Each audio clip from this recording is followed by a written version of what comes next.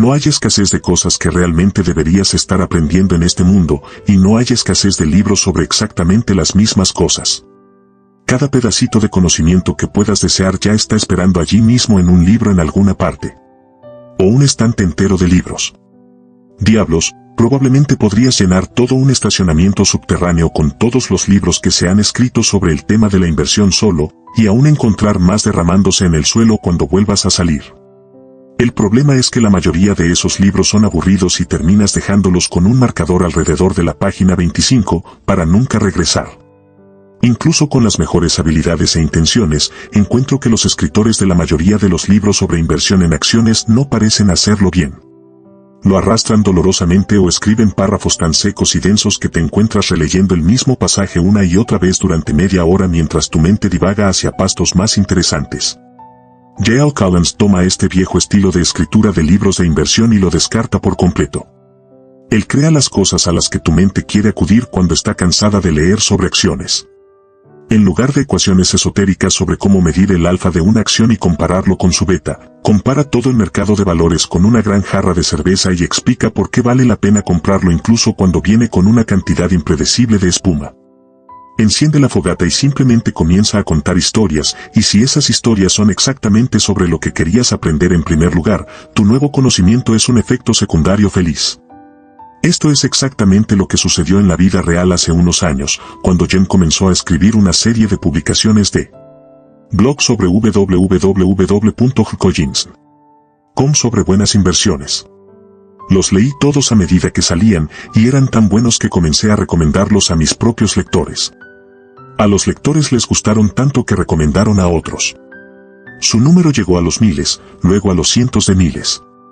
Se siguió corriendo la voz sobre Stock Series, y todavía lo hace hasta el día de hoy, porque es algo que a la gente realmente le gusta leer.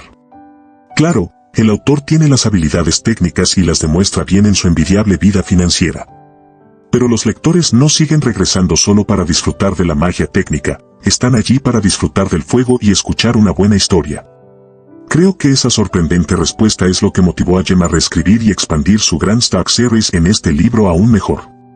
The Simple Path to Wealth es un libro revolucionario sobre la inversión en acciones y las buenas finanzas en general, porque realmente lo leerá, lo disfrutará y luego podrá poner inmediatamente en práctica las lecciones de manera rentable con su propio dinero. Se sentirá aliviado al saber que puede tener mucho éxito manteniendo un solo fondo de Vanguard durante toda su vida.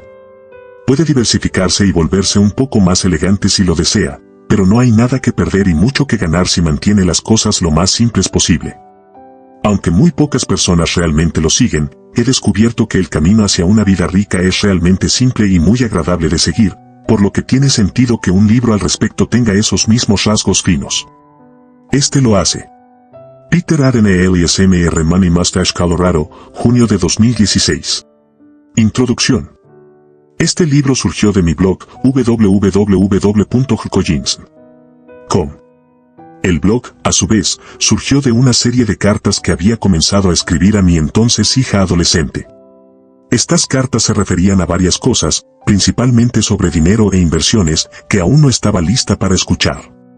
Dado que el dinero es la herramienta más poderosa que tenemos para navegar en este mundo complejo que hemos creado, comprenderlo es fundamental. Si elige dominarlo, el dinero se convierte en un sirviente maravilloso. Si no lo haces, seguramente te dominará. Pero papá, me dijo una vez mi hijita, sé que el dinero es importante. Simplemente no quiero pasar mi vida pensando en eso. Para mí esto fue revelador. Me encanta este material. Pero la mayoría de las personas tienen mejores cosas que hacer con su precioso tiempo que pensar en el dinero. Tienen puentes para construir, enfermedades para curar, tratados para negociar, montañas para escalar, tecnologías para crear, niños para enseñar, negocios para abrir y construir. Desafortunadamente, este descuido benigno de las cosas financieras lo deja abierto a los charlatanes del mundo financiero. Las personas que hacen que invertir sea infinitamente complejo, porque si se puede hacer complejo se vuelve más rentable para ellos, más caro para nosotros, y nos vemos obligados a esperar en sus brazos. Aquí hay una verdad importante, las inversiones complejas existen solo para beneficiar a quienes las crean y las venden. Además, no solo son más costosos para el inversionista, sino que son menos efectivos. Aquí hay algunas pautas clave a considerar: gaste menos de lo que gana, invierta el excedente, evite las deudas. Simplemente haga esto y terminará rico. No solo en dinero. Tener deudas es tan atractivo como estar cubierto de sanguijuelas y tiene el mismo efecto. Saca tu cuchillo más afilado y comienza a raspar a los pequeños chupasangres. Si tu estilo de vida coincide, o Dios no lo quiera, excede tus ingresos, no eres más que un esclavo dorado. Evitar personas fiscalmente irresponsables. Nunca te cases con uno ni le des acceso a tu dinero. Evite los asesores de inversiones. Demasiados tienen solo sus propios intereses en el corazón. En el momento en que sepa lo suficiente como para elegir una buena, sabrá lo suficiente como para manejar sus finanzas usted mismo. Es tu dinero y nadie lo cuidará mejor que tú. Eres dueño de las cosas que posees y ellas a su vez te poseen a ti. El dinero puede comprar muchas cosas, pero nada más valioso que tu libertad. Las opciones de vida no siempre tienen que ver con el dinero, pero siempre debe tener claro el impacto financiero de las opciones que toma. La inversión sólida no es complicada. Ahorre una parte de cada dólar que gane o que se le presente de otro modo. Cuanto mayor sea el porcentaje de tus ingresos que ahorres e inviertas, antes tendrás a few money. Intenta ahorrar e invertir el 50% de tus ingresos. Sin deuda, esto es perfectamente factible. La belleza de una alta tasa de ahorro es doble: aprende a vivir con menos incluso cuando tiene más para invertir. El mercado de valores es una poderosa herramienta de creación de riqueza y debería invertir en él. Pero tenga en cuenta que el mercado y el valor de sus acciones a veces caerán drásticamente. Esto es absolutamente normal y de esperar. Cuando suceda, ignore las caídas y compre más acciones. Esto será mucho, mucho más difícil de lo que piensas. La gente a tu alrededor entrará en pánico. Los medios de comunicación gritarán: vendan, vendan, vendan. Nadie puede predecir cuándo ocurrirán estas caídas, a pesar de que los medios están llenos de quienes afirman que pueden hacerlo. Están delirando, tratando de venderte algo o ambos. Ignóralos. Cuando puede vivir con el 4% de sus inversiones por año, es financieramente independiente. Lo que es tan simple y claro ahora, personalmente tuve que aprenderlo de la manera más difícil, y tomó décadas. Esas cartas iniciales a mi hija, luego www.hcojinsn.com y ahora este libro son todos mis esfuerzos para compartir con ella lo que funciona, donde se encuentran los campos minados y cuán simple puede y debe ser todo. Mi esperanza es que con ella su camino sea más fácil, sus pasos en falso menos y su propia libertad financiera llegue antes y con menos lágrimas. Ahora que ha elegido este libro, mi esperanza es la misma para usted. Discutiremos todos esos puntos anteriores y más. Así que empecemos juntos. Empezaremos con una parábola. Capítulo 2. Una parábola: el monje y el ministro. Dos amigos cercanos de la infancia crecen y toman caminos separados. Uno se convierte en un humilde monje, el otro en un rico y poderoso ministro del rey. Años después se encuentran. Cuando se ponen al día, el corpulento ministro, en sus finas túnicas, se apiada del monje delgado y andrajoso. Buscando ayudar, dice: «Sabes, si pudieras aprender a atender al rey, no tendrías que vivir de arroz y frijoles». A lo que el monje responde: «Si pudieras aprender a vivir de arroz y frijoles, no tendrías que atender al rey». La mayoría de nosotros caemos en algún lugar entre los dos. En cuanto a mí, es mejor estar más cerca del monje. Capítulo 3. Mi historia nunca ha sido sobre la jubilación. Para mí, la búsqueda de la independencia financiera nunca ha tenido que ver con la jubilación. Me gusta trabajar y he disfrutado de mi carrera. Se trata de tener opciones. Se trata de poder decir no. Se trata de tener a few money, fuck you money, dinero para enviar a la gente a la mierda, y la libertad que proporciona. Empecé a trabajar cuando tenía 13 años, incluso antes y cuenta la venta de matamoscas de puerta en puerta y la recolección de botellas de refrescos al costado del camino para los depósitos. En su mayor parte, he disfrutado el trabajo y siempre me ha gustado que me paguen. Desde el principio, fui un ahorrador nato. Ver crecer mi dinero era embriagador. Nunca he estado seguro de cómo empezó esto. Puede que esté grabado en mis genes. Podría ser mi madre seduciéndome con la imagen del descapotable rojo que podría comprar cuando cumpliera 16 años. Pero no fue así. La salud de mi padre se deterioró antes de ese cumpleaños y poco después también lo hizo su negocio. Mis ahorros fueron para pagar la universidad y aprendí que es un mundo fiscalmente inseguro. Los descapotables vinieron después. Hasta el día de hoy me sorprende leer acerca de un hombre de mediana edad que fue despedido de su trabajo de 20 años y quebró casi instantáneamente. ¿Cómo alguien deja que eso suceda? Es el resultado de no dominar el dinero. Mucho antes de escuchar el término, sabía que quería a few money. Si la memoria no me falla, la frase se origina en la novela Noble House de James Clavell, y desde el momento en que la leí, mi objetivo tuvo una forma tangible y un nombre inolvidable. En la novela, una mujer joven está en una búsqueda para asegurar su propio a few money. Con esto quiere decir suficiente dinero para estar completamente libre de las demandas de los demás y poder hacer exactamente lo que quiere con su vida y su tiempo. Ella busca 10 millones, mucho más de lo que se necesita para alcanzar la independencia financiera simple. Al menos para mí. Ayuda a tener un poco del monje dentro. La otra cosa que descubrí rápidamente es que la independencia financiera se trata al menos tanto de poder vivir modestamente como de dinero en efectivo, como describe nuestra parábola de apertura. A diferencia de la novela, para mí suficiente a few money no es necesariamente suficiente para vivir el resto de tu vida. A veces solo es suficiente dar un paso al costado por un tiempo. Tuve el mío por primera vez a los 25 años cuando logré ahorrar la suma principesca de 5 pesos, 000, algo logrado después de trabajar 2 años a 10 pesos, 000, por año. Era mi primer trabajo profesional y me había tomado 2 largos años después de la universidad sosteniéndome a mí mismo haciendo un trabajo de salario mínimo para encontrarlo. Pero yo quería viajar. Quería pasar unos meses vagando por Europa. Acudí a mi jefe y le pedí 4 meses de licencia sin goce de sueldo. Tal cosa era inaudita en esos días.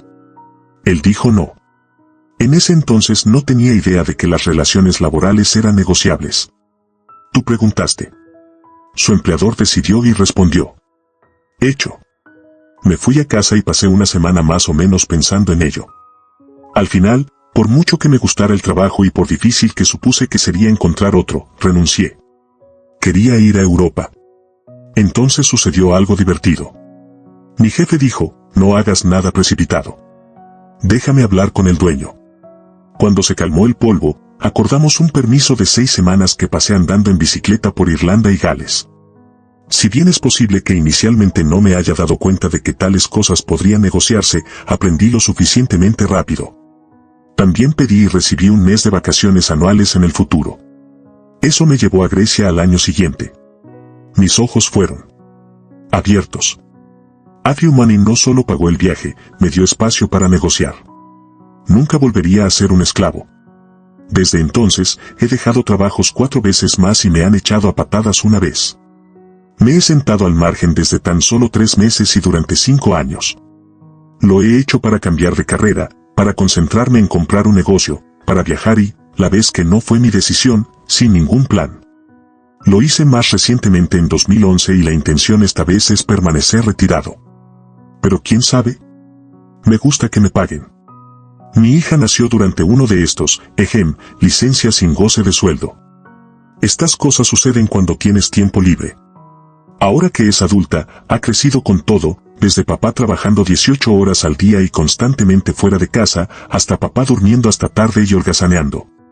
Pero ella siempre supo que yo estaba haciendo, en su mayor parte, exactamente lo que quería hacer en ese momento. Me gusta pensar que estas experiencias le enseñaron el valor de tener dinero y la alegría del trabajo cuando no eres efectivamente un esclavo de él. Cuando tenía unos 2 años, su madre volvió a la escuela. Esto fue durante mi fase de compra de negocios y tenía mucho tiempo libre. Mientras mamá estaba en la universidad por las tardes, mi hija y yo pasábamos horas interminables viendo El Rey León una y otra vez. Y más. Probablemente he visto esa película más veces que todas las demás juntas. Todavía nos reímos al recordar las torres de tazas de té y las cabañas Lincoln Log que construimos. Estas horas fueron la base de la relación que hemos llegado a apreciar.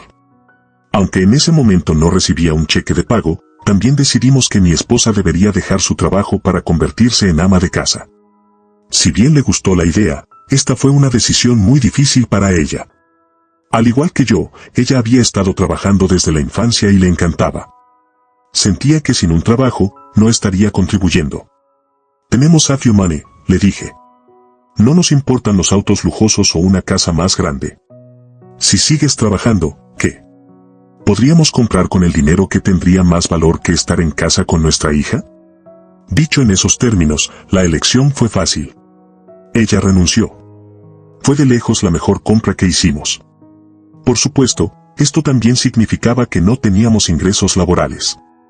Sin embargo, durante los 3 años que ambos no estuvimos trabajando, nuestro patrimonio neto creció. Fue la primera vez que nos dimos cuenta de que habíamos ido más allá de tener a few money. Nos habíamos vuelto financieramente independientes. En cuanto a mí, no pude encontrar un negocio para comprar, aunque la búsqueda se transformó en trabajo de consultoría y un par de años después, un cliente me contrató por más dinero del que ganaba en el trabajo que había dejado años antes.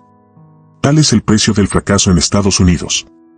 Cuando nos mudamos a New Hampshire, mi esposa se ofreció como voluntaria en la biblioteca de la escuela primaria de nuestra hija. Sus horarios, por supuesto, coincidían perfectamente. Después de un par de años, la escuela le ofreció un concierto pagado. No era el trabajo corporativo al que estaba acostumbrada, pero también era libre de estrés y divertido. Ella nunca ha mirado atrás. En su mayor parte, durante los 34 años que llevamos casados, al menos uno de nosotros ha estado trabajando. Eso resolvió cómodamente el difícil problema del seguro de salud. Durante los primeros años de la década de 1990, cuando teníamos un empleador superpuesto, menos algunos años, compramos un plan de salud catastrófico con deducible alto. Hace demasiado tiempo para recordar los detalles y probablemente no se aplicarían hoy de todos modos. Pero eso es lo que buscaremos cuando mi esposa decida colgarlo antes de que lleguemos a los 65 años y Medicare. Por ahora, le encanta trabajar con los niños en su escuela y el tiempo libre que le permite viajar. Como detallaré más adelante en el libro, y como su título lo indica, nuestras inversiones son el alma de la simplicidad. También verá que no soy un fanático de la escuela de inversión de múltiples flujos de ingresos.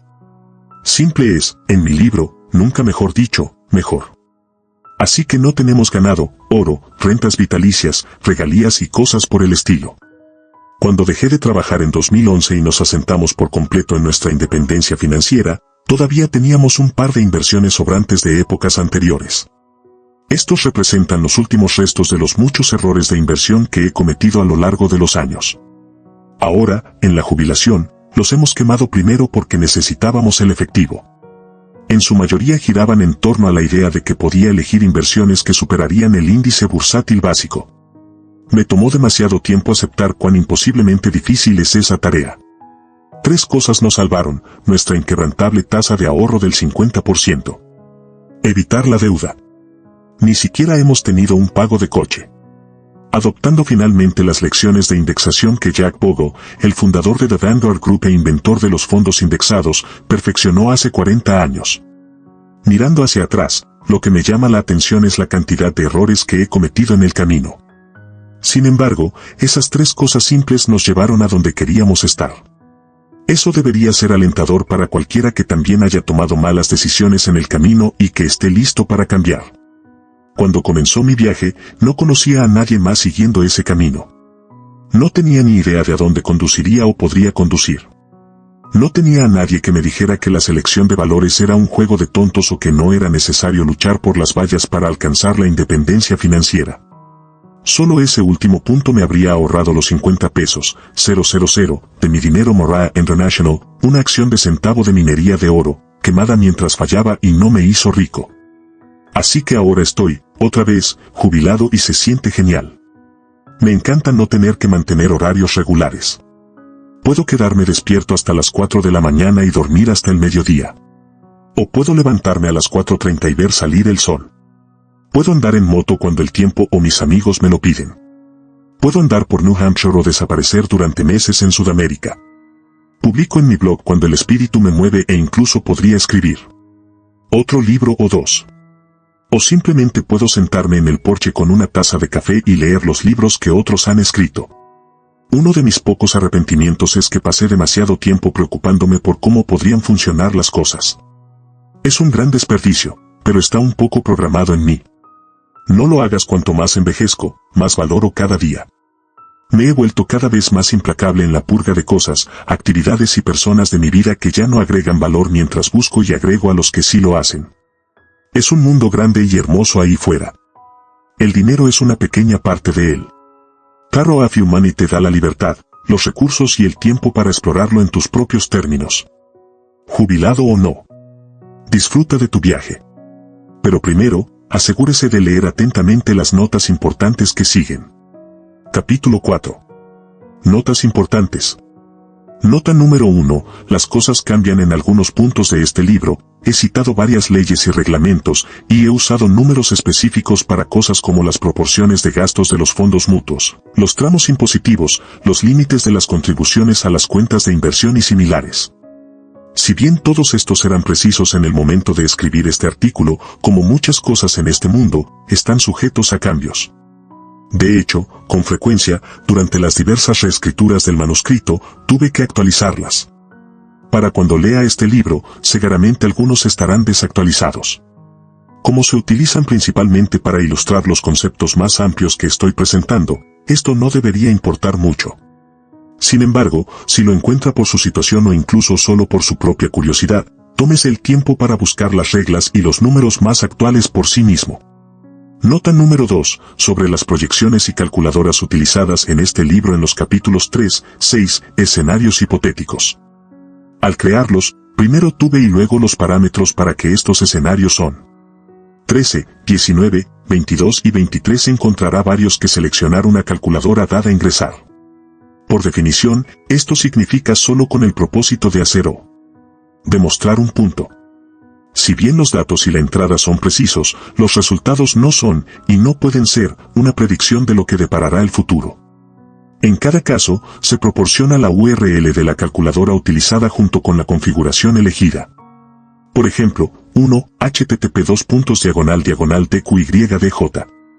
net//sp, 500, return, calculator// uso, dividendos reinvertidos // inflación, 2. http://tqydj. net//sp, 500, dividend, reinvestment and periodic investment, calculator// haga clic en mostrar opciones avanzadas y marque ignorar impuestos e ignorar tarifas, 3. http://www, calculator. net//investment calculator. HTML, haga clic en la pestaña cantidad final. Al ejecutar estos escenarios, elegí, para seleccionar dividendos reinvertidos porque esto es lo que suelen hacer los inversores, y deberían hacer, mientras invierten para construir su riqueza. Ignorar la inflación, demasiado impredecible, los impuestos, demasiado variables entre individuos, y las tarifas, también variables y si eliges los fondos indexados que recomiendo, mínimas. Si desea ver cómo se ven los números que incluyen cualquiera de estas variables, lo animo a visitar las calculadoras y ejecutar los números con sus propias especificaciones. La mayoría de las veces, al ejecutar estos escenarios, el periodo de tiempo que he elegido ha sido enero de 1975, enero de 2015, por las siguientes razones. Es un periodo agradable y sólido de 40 años y este libro aboga por invertir a largo plazo. 1975 es el año en que Jack Bogle lanzó el primer fondo indexado del mundo y este libro recomienda invertir en fondos indexados. 1975 es el año en que comencé a invertir, no es que esto te importe. Da la casualidad de que, desde enero de 1975 hasta enero de 2015, utilizando los parámetros que elegí anteriormente, el mercado arrojó un promedio de 11,9% anual. Como aprenderá al leer este libro, los rendimientos reales de un año dado estaban por todas partes. Pero cuando se asentó el polvo, durante ese periodo de 40 años, el promedio fue del 11,9%. Ese es un número impresionante. Ya puedo escuchar a los detractores aullando, desde enero de 2000 hasta enero de 2009, el mercado no volvía ni cerca del 11,9%. Suficientemente cierto. Los rendimientos entonces fueron un feo -3,8% con dividendos reinvertidos. Pero ese marco de tiempo abarcó uno de los peores periodos de inversión de los últimos 100 años. Durante uno de los mejores, enero de 1982, enero de 2000, los rendimientos superaron el 11,9%, promediando alrededor de 18,5% por año. Más recientemente, desde enero de 2009 hasta enero de 2015 la rentabilidad ha sido del 17,7% anual. El hecho es que, en un año determinado, es extremadamente raro que el mercado entregue algún rendimiento específico. Además, el rendimiento promedio del mercado variará drásticamente según el periodo exacto que elija medir. Entonces, esto me dejó con un pequeño dilema. El rendimiento real para ese periodo de 40 años fue del 11,9%. Pero, y permítanme ser absolutamente claro al respecto, de ninguna manera debe usarse como un rendimiento esperado en el futuro. No estoy sugiriendo ni por un momento que puede contar con un rendimiento anual del 11,9% en la planificación de su futuro. La idea de que alguien pudiera pensar que lo soy me hizo pensar seriamente. Así que consideré usar un lapso de tiempo diferente. Pero dadas las variables anteriores, eso solo proyectaría un porcentaje diferente igualmente improbable de mantenerse en el futuro. Usar el mismo lapso de 40 años pero con diferentes parámetros era una opción. Esos resultados se ven así: sin reinvertir dividendos, 8,7% sin reinvertir dividendos e inflación, 4,7% reinvertir dividendos e inflación, 7,8%, pero por las razones mencionadas anteriormente, estos parecían aún menos útiles, aunque menos impactantes. Consideré brevemente usar un porcentaje aleatorio que parecía razonable, digamos 8%. De hecho, como verá, uso 8% en un par de ilustraciones. Comúnmente se dice que el mercado rinde entre un 8% y un 12% anual y, para esos casos, usar el extremo inferior de ese rango parecía más razonable. Pero aún así, eso es solo sacar un número del aire y ¿quién puede decir que es razonable? Al final, como verá, me quedé con el impresionante 11,9%. Como dicen, es lo que es. Pero, y de nuevo, no estoy sugiriendo ni por un momento que puede contar con un rendimiento anual del 11,9% en la planificación de su futuro. Solo estamos haciendo un poco de análisis de qué pasaría si aquí para explorar las posibilidades. Si el 11,9% le parece demasiado alto, o demasiado modesto, puede calcular los números utilizando el porcentaje o el periodo de tiempo que le parezca más razonable. Elijas lo que elijas, no será lo que sucede cada año, incluso si resulta ser razonablemente correcto al medir las décadas. Nadie puede predecir el futuro con precisión, y eso es algo para recordar cada vez que esté viendo ejercicios como estos. Parte I. Orientación: la marea está alta, pero aguanto. Blondier. Capítulo 1. Deuda, la carga inaceptable. Un par de años después de terminar la universidad, obtuve mi primera tarjeta de crédito. Eran más difíciles de conseguir en esos días. No como ahora que mi caniche desempleado tiene su propia línea de crédito. El primer mes acumulé alrededor de 300 pesos más o menos. Cuando llegó la factura, había una lista de cada cargo por proveedor, con el total en la parte inferior. En la esquina superior derecha había un cuadro con un signo dólar y un espacio en blanco al lado. Debajo de esto, en negrita, decía: pago mínimo adeudado, 10 pesos.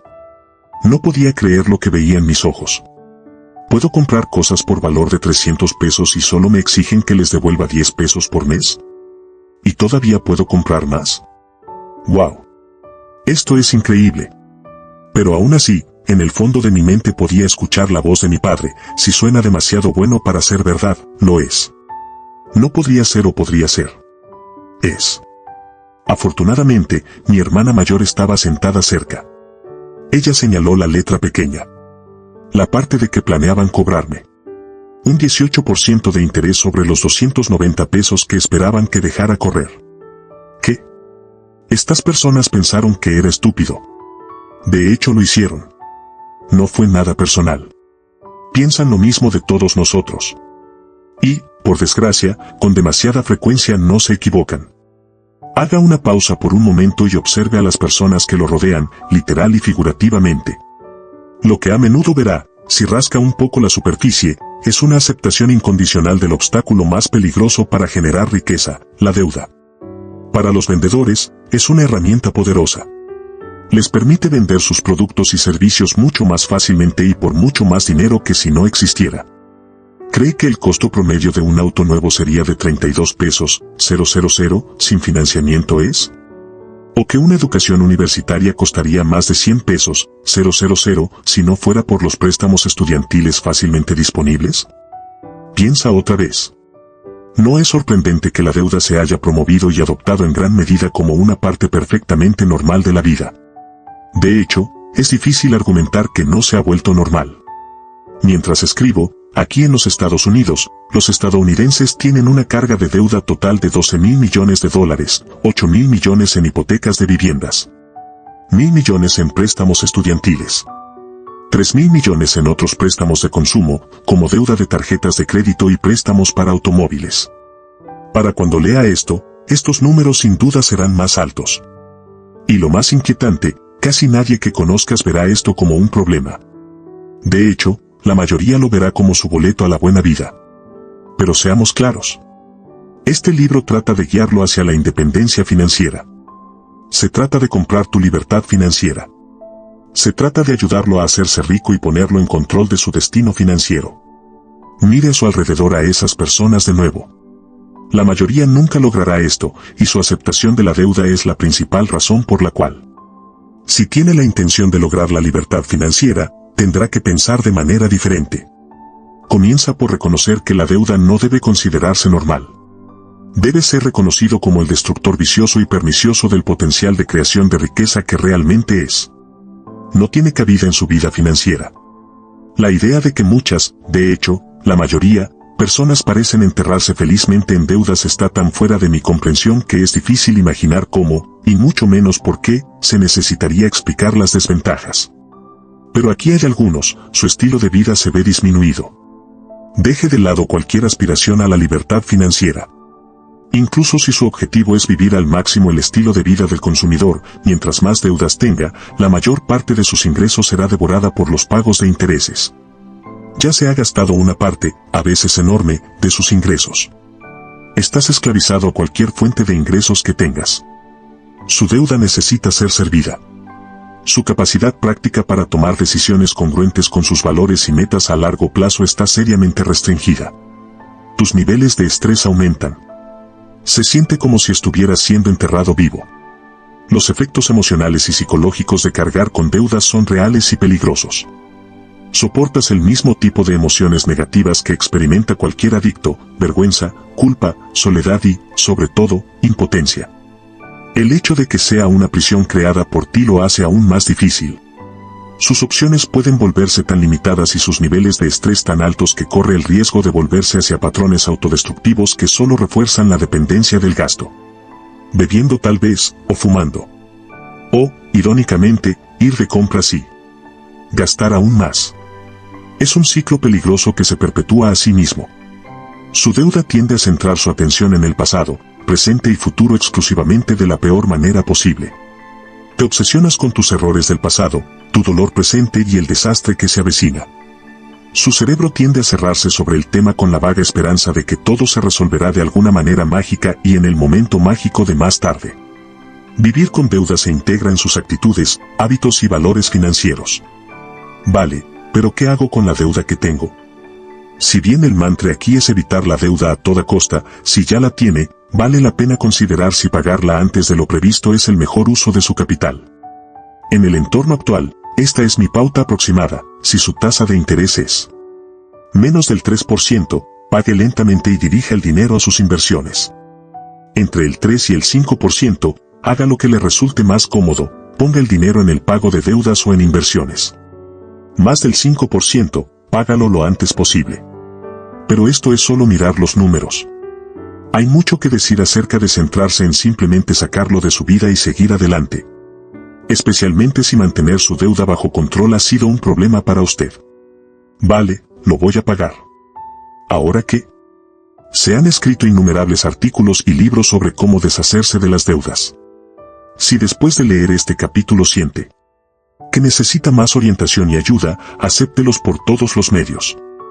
Pero tenga cuidado de no dejar que la búsqueda de los métodos se interponga en el camino del hacer. La verdad es que no hay una manera fácil. Pero es bastante simple. Esto es lo que haría: haz una lista de todas tus deudas. Eliminar todos los gastos no esenciales, y me refiero a todos. Esos cafés rutinarios de 5 pesos, cenas de 20 pesos y cócteles de 12 pesos se suman. Esto es lo que liberará el dinero que necesita para apagar las llamas de la deuda que están quemando su vida. Cuanto más viertes, antes dejas de quemar. Clasifique sus deudas por tasa de interés. Pague el mínimo requerido en todas sus deudas y luego concentre el resto de su dinero disponible en la que tenga la tasa de interés más alta primero. Una vez que haya superado a ese, pase al segundo más alto y siga hacia abajo en la lista. Una vez que haya terminado, envíeme una nota y hágamelo saber. Levantaré mi copa en un saludo de felicitaciones. Esto es lo que yo no haría, yo no pagaría un servicio para ayudar. Esto solo aumenta su costo y dichos servicios de asesoría crediticia no tienen fórmulas o técnicas mágicas para hacer que esto sea menos doloroso. Tú, y solo tú, puedes hacer el trabajo. No me preocuparía por tratar de consolidar sus préstamos en un solo lugar, ni siquiera por una tasa de interés más baja. Vas a pagar a estos cachorros rápido y duro. Una vez que se hayan ido, su tasa de interés será 0. Ese es su objetivo, no simplemente llevar su tasa del 18% al 12%. Concentre su tiempo y atención allí, en lugar de explorar estrategias inteligentes. No pagaría los préstamos más pequeños primero por el impulso psicológico. Sé que esta es una parte clave de al menos una estrategia popular, y si te hace más probable que mantengas el rumbo, que así sea. Pero como aprenderá leyendo más adelante en este libro, no soy un fanático de esas muletas. Es mejor adaptarse usted mismo y sus actitudes a los números que adaptar las estrategias a sus niveles de comodidad psicológica. En resumen, nada lujoso. Solo haz el trabajo y hazlo. Esto no va a ser fácil. Sencillo, sí. Fácil, no. Requerirá que ajuste bastante drásticamente su estilo de vida y sus gastos para liberar el dinero que necesita para destinarlo a su deuda. Requerirá una disciplina seria para mantener el rumbo durante los meses, tal vez años, que le llevará a eliminar su deuda. Pero aquí están las buenas noticias, y realmente son asombrosamente buenas. Una vez que haya arraigado ese estilo de vida de menor gasto y haya hecho que desviar el exceso de efectivo a su deuda sea su camino, también habrá creado exactamente la plataforma necesaria para comenzar a construir su independencia financiera. Una vez que la deuda se haya ido, solo necesita cambiar el dinero a inversiones. Donde una vez tuvo la satisfacción de ver disminuir su deuda, ahora tendrá la alegría de ver crecer su riqueza. No pierdas el tiempo. La deuda es una crisis que necesita atención inmediata. Si actualmente tiene una deuda, pagarla es su principal prioridad. Nada más es más importante. Mira de nuevo a las personas que te rodean. Para la mayoría, la deuda es simplemente una parte de la vida. Pero no tiene que ser para ti. No naciste para ser un esclavo. Algunas palabras de advertencia sobre la buena deuda. De vez en cuando escuchará el término buena deuda. Ten mucho cuidado cuando lo hagas. Veamos brevemente los 3 tipos más comunes. Préstamos comerciales. Algunas, pero no todas, las empresas piden prestado dinero de forma rutinaria por una serie de razones: adquisición de activos, financiación de inventario y expansión, por nombrar algunas. Usada sabiamente, dicha deuda puede hacer avanzar un negocio y proporcionar mayores rendimientos. Pero la deuda es siempre una herramienta peligrosa y la historia del comercio está plagada de empresas fallidas arruinadas por la deuda que asumieron.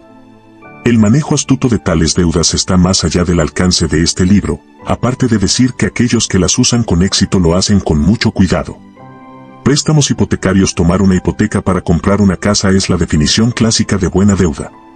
Pero no estés tan seguro.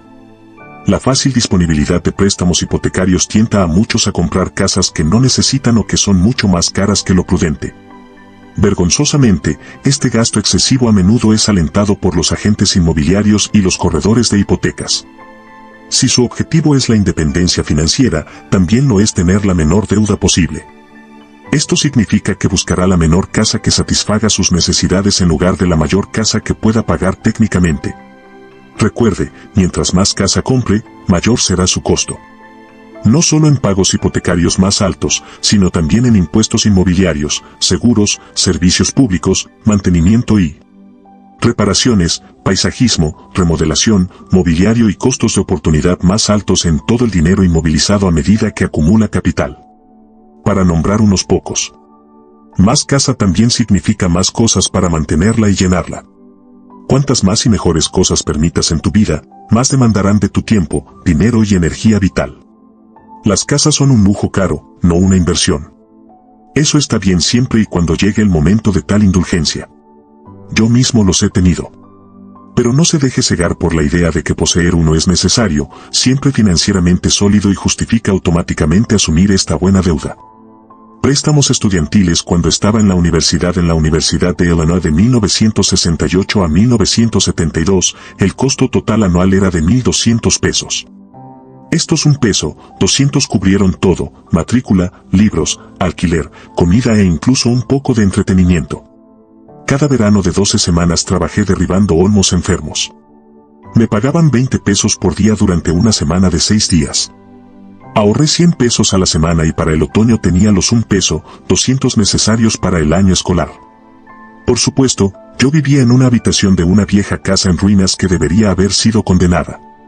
El arroz blanco y el ketchup se servían como cena 2 o 3 veces por semana. Avance rápido hasta 2010 a 14, los años universitarios de mi hija. El costo total anual promedió $40,000 en la Universidad de Rhode Island, también una escuela estatal. La Universidad de Nueva York, su otra opción, le habría costado $60,000 al año.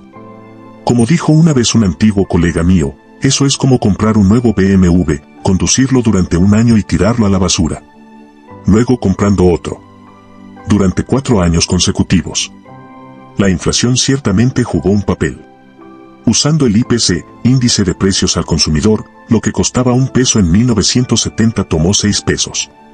19 para comprar en 2014. Un aumento de 6 veces. En el mismo periodo de tiempo, la educación universitaria de una escuela estatal de 4 años pasó de $4,800 a $160,000. Un aumento de 33 veces. No se equivoque, los préstamos para estudiantes que se obtienen fácilmente han inundado el sistema con dinero. Las universidades han estado y continúan en un auge de la construcción. Los precios más elegantes requieren entornos más elegantes. El salario promedio de un rector universitario en 1970 era de $25,000 Hoy tiene un promedio de alrededor de $500,000 y puede llegar a millones. Esto no solo ha aumentado el costo de todo lo relacionado con la universidad, sino que ha eliminado efectivamente la opción de vivir a bajo precio. ¿Esa casa destartalada en la que vivía? Derribado para dar paso a elegantes nuevos dormitorios. ¿Comer arroz y ketchup? No te preocupes, mis amigos hicieron lo mismo. Era un motivo de orgullo. Hoy en día, sería una fuente de vergüenza ya que todos sus amigos financiados por préstamos estudiantiles salen a comer sushi. Además, uno de los resultados más desafortunados del aumento vertiginoso de los costos universitarios y la deuda es la forma en que ha distorsionado el concepto mismo de la educación superior. En lugar de la búsqueda del aprendizaje y la cultura, se ha convertido en la búsqueda de la capacitación laboral en un esfuerzo por asegurar un empleo que justifique el asombroso costo y la deuda contraída. Incluso si se aplica con éxito, esto encadena a los jóvenes a puestos de trabajo mucho después de que el atractivo se haya desvanecido. La juventud debe pasarse explorando, construyendo y expandiendo los propios horizontes, no trabajando encadenado. Aquí está el verdadero truco, a diferencia de otros tipos de deuda, por muy terribles que sean, nunca puede abandonar sus préstamos estudiantiles. Sobreviven a la quiebra. Te seguirán hasta tu tumba. Su salario, e incluso el seguro social, pueden ser embargados para pagarlos. No es de extrañar que los bancos se dediquen a emitir esta deuda. Creo firmemente en la responsabilidad personal y en que las deudas contraídas libremente deben ser pagadas fielmente. Pero la ética de alentar a los jóvenes de 17 y 18 años, que probablemente tengan poca experiencia financiera, a aceptar casi automáticamente esta carga me hace pensar seriamente. Estamos creando una generación de sirvientes contratados. Es difícil ver la ética o los beneficios en eso. Capítulo 2. ¿Por qué necesitas Save Your Money? Poco después del 11 de septiembre, mi empresa me echó a patadas. 6 meses antes, nuestro presidente de división me había llevado a un almuerzo de felicitación por un año sin precedentes. Estábamos creciendo de forma explosiva y vergonzosamente rentable. Mientras bebíamos una botella de buen vino, discutimos mi brillante futuro. Fue el mejor trabajo que he tenido. Teníamos un gran equipo, un gran liderazgo, mucha diversión y gané mucho dinero. Acababa de cobrar un cheque de bonificación por más de lo que había ganado en un solo año antes. Un año después, mi niña y yo estábamos sentados en el sofá viendo un noticiero. El equipo de noticias preocupado estaba filmando a personas de pie en una fila de pan al estilo de la era de la depresión. Eran, dijo el reportero, los nuevos pobres que sufrían la pérdida de empleo en la pésima economía. Todavía estaba desempleado y lamiendo mis heridas. Papá, dijo mi entonces hijo de 8 años, ¿somos pobres? Estaba gravemente preocupada. No, dije, estamos bien. Pero no tienes trabajo, dijo ella. Estaba pensando, estoy seguro, como esas pobres almas desempleadas en la televisión. ¿Quién pensó siquiera que ella sabía lo que era un trabajo? Eso no es problema, cariño. En cambio, tenemos dinero que está trabajando para nosotros. Eso es lo que dije, pero lo que estaba pensando era, esta es exactamente la razón por la que trabajé tan duro para asegurarme de tener a Few Money. De hecho, había estado trabajando en ello mucho antes de escuchar el término. Puede que al principio no supiera cómo se llamaba, pero sabía qué era y por qué era importante. Hay muchas cosas que el dinero puede comprar, pero la más valiosa de todas es la libertad. Libertad para hacer lo que quieras y trabajar para quien respetes.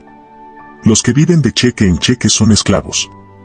Aquellos que tienen deudas son esclavos con grilletes aún más fuertes. No creas ni por un momento que sus amos no se dan cuenta. Como ya se describió, primero acumulé la modesta cantidad de Few Money que necesitaba para negociar vacaciones adicionales 2 años después de mi primer trabajo profesional. Para 1989, la cantidad y la libertad que brindaba habían crecido sustancialmente. No lo suficiente como para jubilarse, tal vez, pero lo suficientemente fácil como para decir a Few si es necesario. El momento fue afortunado. Quería tomarme un tiempo libre para realizar adquisiciones comerciales. Cuando una mañana me encontré a mí y a mi jefe en el pasillo de la oficina gritándonos, pensé que tal vez había llegado el momento. Puede que no haya tenido un Mercedes, pero era dueño de mi libertad. Libertad de elegir cuándo dejar un trabajo y libertad de preocupaciones cuando la elección no era mía. Buena cosa. Resultó que estuve desempleado durante 3 años completos después del 11 de septiembre. Soy realmente pésimo en la búsqueda de trabajo. Capítulo 3.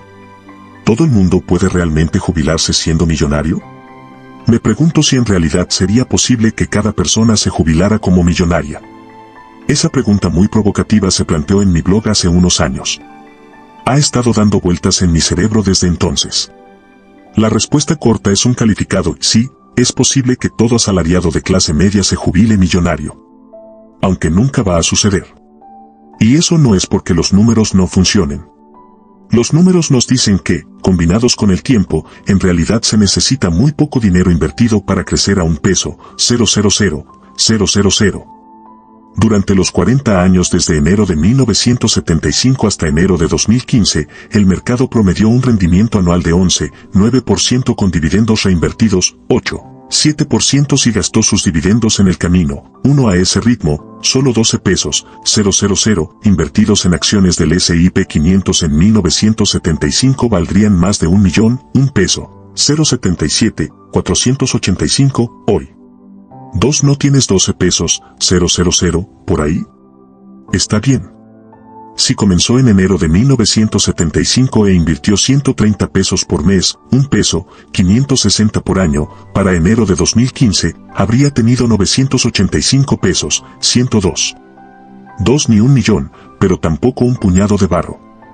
¿Quiere nada menos que el millón completo? Aumentar $20 a $150 adicionales por mes, o $1,800 por año, lo habría llevado a $1,136,656. Tu millón más un nuevo Tesla y Corvette.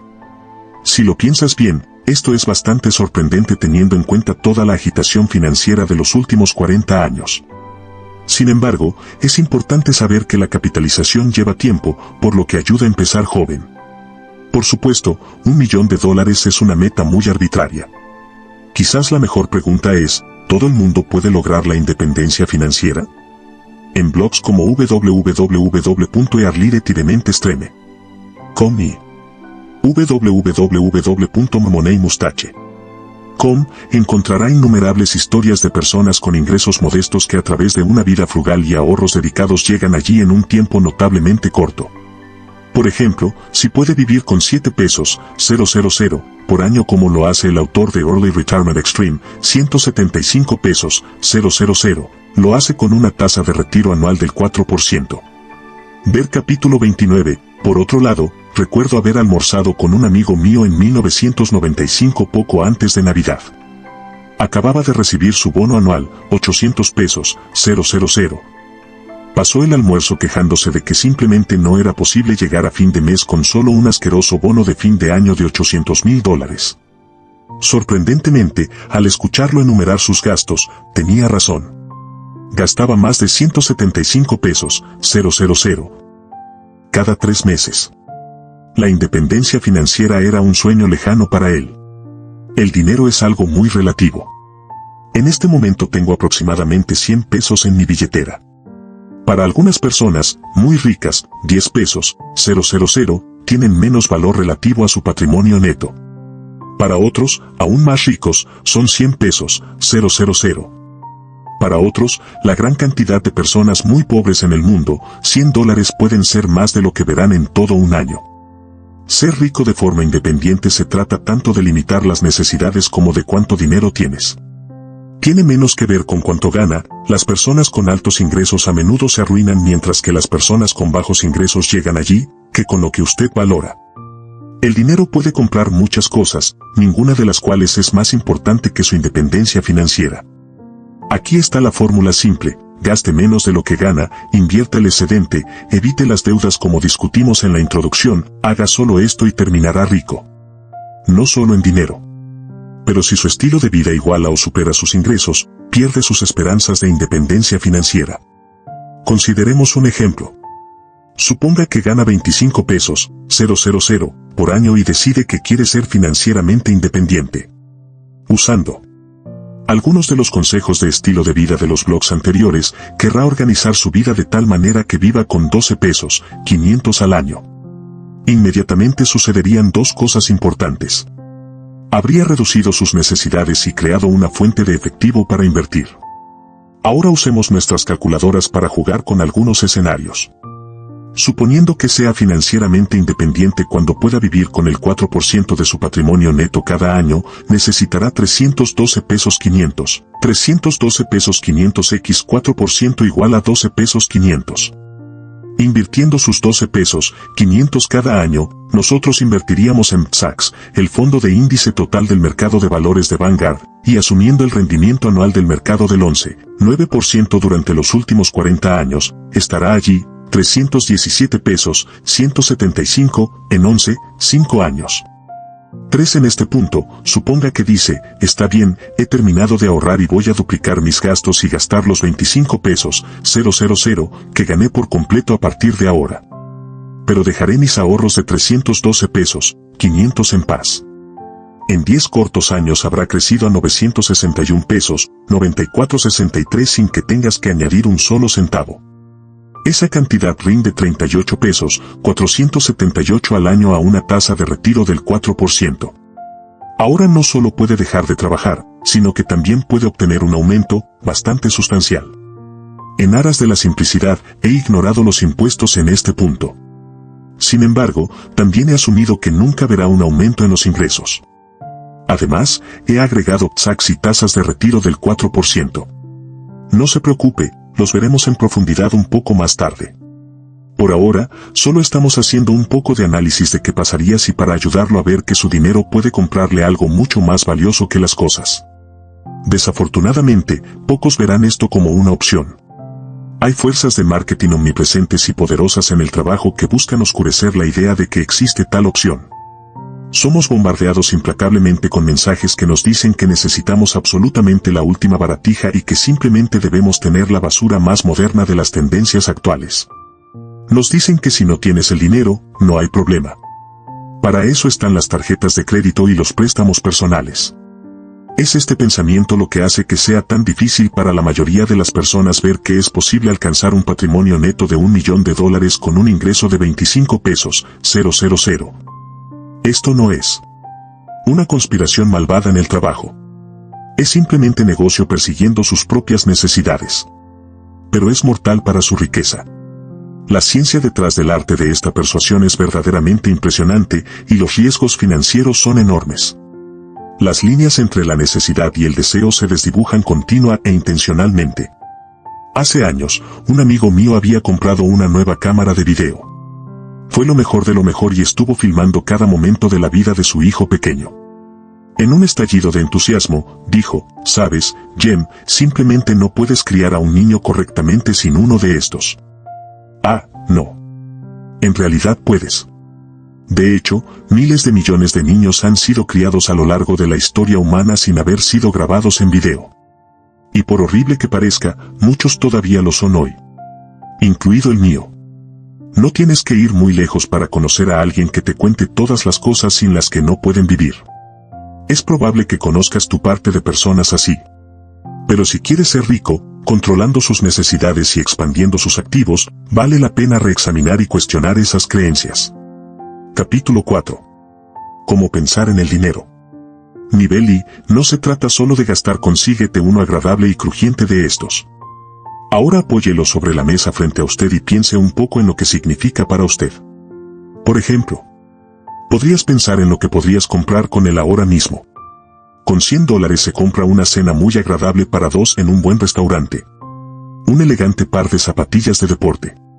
Un tanque de gasolina para tu enorme camioneta pick-em-up. Algunas bolsas de comestibles. ¿Quizás un buen suéter? No sé. No compro muchas cosas, así que esto es difícil para mí. Acabo de comprar una cama Alaubin de $119 para mi perro. Está volviendo. No dormirá en él. Podrías pensar, podría invertir este dinero. Históricamente, el mercado de valores rinde en algún lugar entre 8 a 12% al año en promedio. Podría gastar eso cada año y aún así tener mis $100 ganando más para mí. Podría pensar, pero la inflación y las caídas del mercado son una preocupación. Invertiré mis $100 pero solo gastaré el 4% al año. Cualquier ganancia adicional la reinvertiré para que mis $100 crezcan y el dinero que arroja se mantenga al ritmo de la inflación. Usted podría pensar, invertiré este dinero y reinvertiré lo que gane y luego reinvertiré lo que gane y dentro de unos años, después de que el poder de la capitalización haya hecho su magia, pensaré en gastar él. Probablemente pueda encontrar otras variaciones, pero al mirarlas, es fácil ver que una vista lo mantendrá pobre, otra lo llevará a la clase media, otra lo llevará un paso más allá y la última lo hará rico. Considera a Mike Tyson. El señor Tyson fue uno de los boxeadores más intimidantes y formidables de todos los tiempos. Pocos han dominado mejor la ciencia dulce, boxeo. La ciencia lúgubre, economía, no tanto. Después de ganar unos $300, 000, terminó en bancarrota. Un estilo de vida que supuestamente costaba $400. $000 al mes no ayudó. Y como siempre es el caso con los repentinamente ricos y sin conocimiento financiero, sospecho que los tiburones que buscaban morder pedazos de esa fortuna para sí mismos lo rodearon rápidamente. Pero la raíz del problema es que en ese momento entendía el dinero solo en términos de comprar cosas. No quiero molestar al señor Tyson. No estoy loca después de todo. En esta actitud hacia el dinero, él no está solo. El mundo está lleno de atletas, artistas, abogados, médicos, ejecutivos de negocios y similares que han recibido una lluvia de dinero que, con demasiada frecuencia, fluyó inmediatamente de ellos a los bolsillos de otros. En cierto sentido, en realidad nunca tuvieron una oportunidad. Nunca aprendieron a pensar en el dinero. No es difícil. Deja de pensar en lo que tu dinero puede comprar. Empieza a pensar en lo que tu dinero puede ganar. Y luego piense en lo que puede ganar el dinero que gana. Una vez que comience a hacer esto, comenzará a ver que cuando gasta dinero, no solo ese dinero se pierde para siempre, sino que también se pierde el dinero que podría haber ganado. Etcétera. Claramente, nada de esto quiere decir que nunca debamos gastar dinero. Más bien, es entender completamente las implicaciones cuando lo hacemos.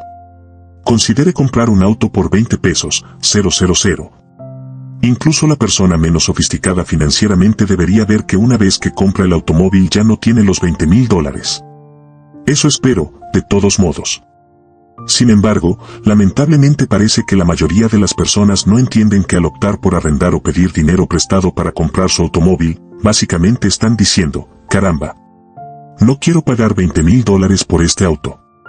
Quiero pagar mucho, mucho más. Nivel 2. Considere los costos de oportunidad. Lo que quizás no hayas considerado, y lo que me gustaría que veas ahora, es el concepto de que incluso si pagas en efectivo, ese auto te costará mucho más de 20 pesos. 000. Hay un costo de oportunidad por no tener ese dinero disponible para trabajar para usted. El costo de oportunidad es simplemente aquello a lo que renuncias cuando comprometes tu dinero en una cosa, como un automóvil, en lugar de otra, como una inversión, y es fácil de cuantificar. Todo lo que necesita hacer es seleccionar un representante de cómo se podría invertir el dinero y ganar para usted si decide no gastarlo. Ya que hablaré constantemente, y explicaré, SACS, Fondo de Índice del Mercado de Valores Total de Vanguard, más adelante en el libro, usemos eso. Por ahora, todo lo que necesita saber es que SACS es un fondo de índice bursátil total y, como tal, refleja los rendimientos promedio del mercado del 8% al 12% anual. Como nuestro proxy, nos da un número tangible para usar como nuestro costo de oportunidad. Usemos el extremo inferior del rango, 8%. Al 8%, 20 pesos, 000, gana 1 peso, 600 por año. Así que tu auto de 20 pesos, 000, en realidad te cuesta 21 pesos, 600. Los 20 pesos, 000, originales más los 1 peso, 600 que podría haber ganado. Pero eso es solo en el primer año, y está sufriendo este costo de oportunidad cada año. Durante los 10 años que podrías tener el auto, eso es 10x 1 peso, 600, 16 pesos, 000. Ahora su auto de 20 pesos, 000, es de hasta 36 pesos, 000. Sin embargo, eso sigue siendo realmente una subestimación de las cosas. Ni siquiera hemos considerado lo que esos trozos anuales de 1 peso, 600 podrían haber estado ganando por sí mismos. Y lo que esas ganancias podrían haber estado ganando entonces. Etcétera. Si aún no está lo suficientemente deprimido por todo esto, recuerde que los 20 pesos, 000, se han ido para siempre y también los 1 peso, 600 en ganancias perdidas año tras año sin fin. Al final del día, es un maldito auto caro. Probablemente haya oído hablar de la magia de la capitalización. En resumen, la idea es que el dinero que ahorre gane intereses. Ese interés luego gana interés en sí mismo. Esto provoca un efecto de bola de nieve a medida que gana intereses en un grupo de dinero cada vez más grande. Al igual que la bola de nieve, comienza pequeño, pero a medida que avanza, pronto comienza a crecer de una manera bastante espectacular. Es una cosa hermosa. Piense en el costo de oportunidad como su gemelo malvado. Una de las bellezas de ser financieramente independiente es que, por definición, tiene suficiente dinero para que el poder de capitalización sea mayor que el costo de oportunidad de lo que gasta. Una vez que tenga su AFU Money, todo lo que necesita hacer es asegurarse de continuar reinvirtiendo para superar la inflación y mantener sus gastos por debajo del nivel que su reserva puede reponer. Si aún no es financieramente independiente y ve esto como un objetivo atractivo, le irá bien mirar sus gastos a través del prisma del costo de oportunidad. Nivel 3, como pensar en sus inversiones. Warren Buffett es citado bastante famoso diciendo: regla número 1, nunca pierdas dinero. Regla número 2, nunca olvides la regla número 1. Desafortunadamente, demasiadas personas toman esto al pie de la letra y llegan a la conclusión de que el señor Buffett ha encontrado una forma mágica de bailar dentro y fuera del mercado, evitando las caídas inevitables. Esto no es cierto y, de hecho, está registrado hablando de la locura de intentarlo. Elda comenzó el siglo pasado en 66 y terminó en 11,400. ¿Cómo se puede perder dinero durante un periodo como ese? Mucha gente lo hizo porque trataron de bailar adentro y afuera. Lo cierto es que durante el crack de 2008 a 9, Buffett perdió unos 25.000 millones de dólares, recortando su fortuna de 62.000 millones a 37.000 millones. Eso dejó más de 37.000 millones, siendo la razón por la que estaba deambulando en ese momento irritando a mis amigos diciendo: caramba, ojalá hubiera podido perder 25.000 millones. Al igual que el resto de nosotros, Buffett no pudo cronometrar el mercado y, de hecho, sabiendo que el cronometraje del mercado era una tontería, ni siquiera lo intentó. Pero a diferencia de muchos otros, Buffett no entró en pánico ni vendió. Sabía que tales eventos son de esperar. De hecho, continuó invirtiendo ya que la fuerte caída le ofreció nuevas oportunidades. Cuando el mercado se recuperó, como siempre lo hace, también lo hizo su fortuna. También lo hizo la fortuna de todos los que mantuvieron el rumbo. Por eso puse perdido entre comillas. Ahora, es probable que haya muchas razones por las que Buffett no entró en pánico cuando esos $25,000 millones y todo el potencial que representaban se esfumaron. Tener $37,000 millones restantes seguramente ayudó. Aunque otra pista está en cómo piensa sobre el dinero en sus inversiones. El señor Buffett habla en términos de ser dueño de los negocios en los que invierte. A veces los posee en parte, como acciones, y a veces en su totalidad. Cuando cae el precio de las acciones de uno de sus negocios, lo que sabe en un nivel emocional profundo es que todavía posee exactamente la misma cantidad de esa empresa. Mientras la empresa sea sólida, las fluctuaciones en el precio de sus acciones son bastante intrascendentes. Subirán y bajarán a corto plazo, pero las buenas empresas ganan dinero real en el camino y, al hacerlo, su valor aumenta incesantemente con el tiempo. Podemos aprender a pensar de esta misma manera. Nuevamente, usemos PSACs para explorar esta idea. Supongamos que ayer dijiste, MMM. Esta idea de ser dueño de PSACs tiene sentido para mí. Voy a conseguirme un poco. Y habiendo dicho eso, le envió a Vanguard un cheque por 10 pesos, 000. Al cierre de ayer el precio de PSACs fue de 53 pesos, 67. Sus 10 pesos, 000, le compraron 186. 3.238.308 acciones. Si las acciones de PSACs cotizan a 56 pesos por acción dentro de una semana, podría decir, MMM. Mis 10 pesos, 000, ahora valen 10 pesos, 434. GP. El señor Collins seguro que es inteligente. Sin embargo, si las acciones cotizan a 52 pesos por acción dentro de una semana, podría decir, maldita sea. Mis 10 pesos, 000, ahora solo valen 9 pesos, 689. Ese tal Collins es un vagabundo.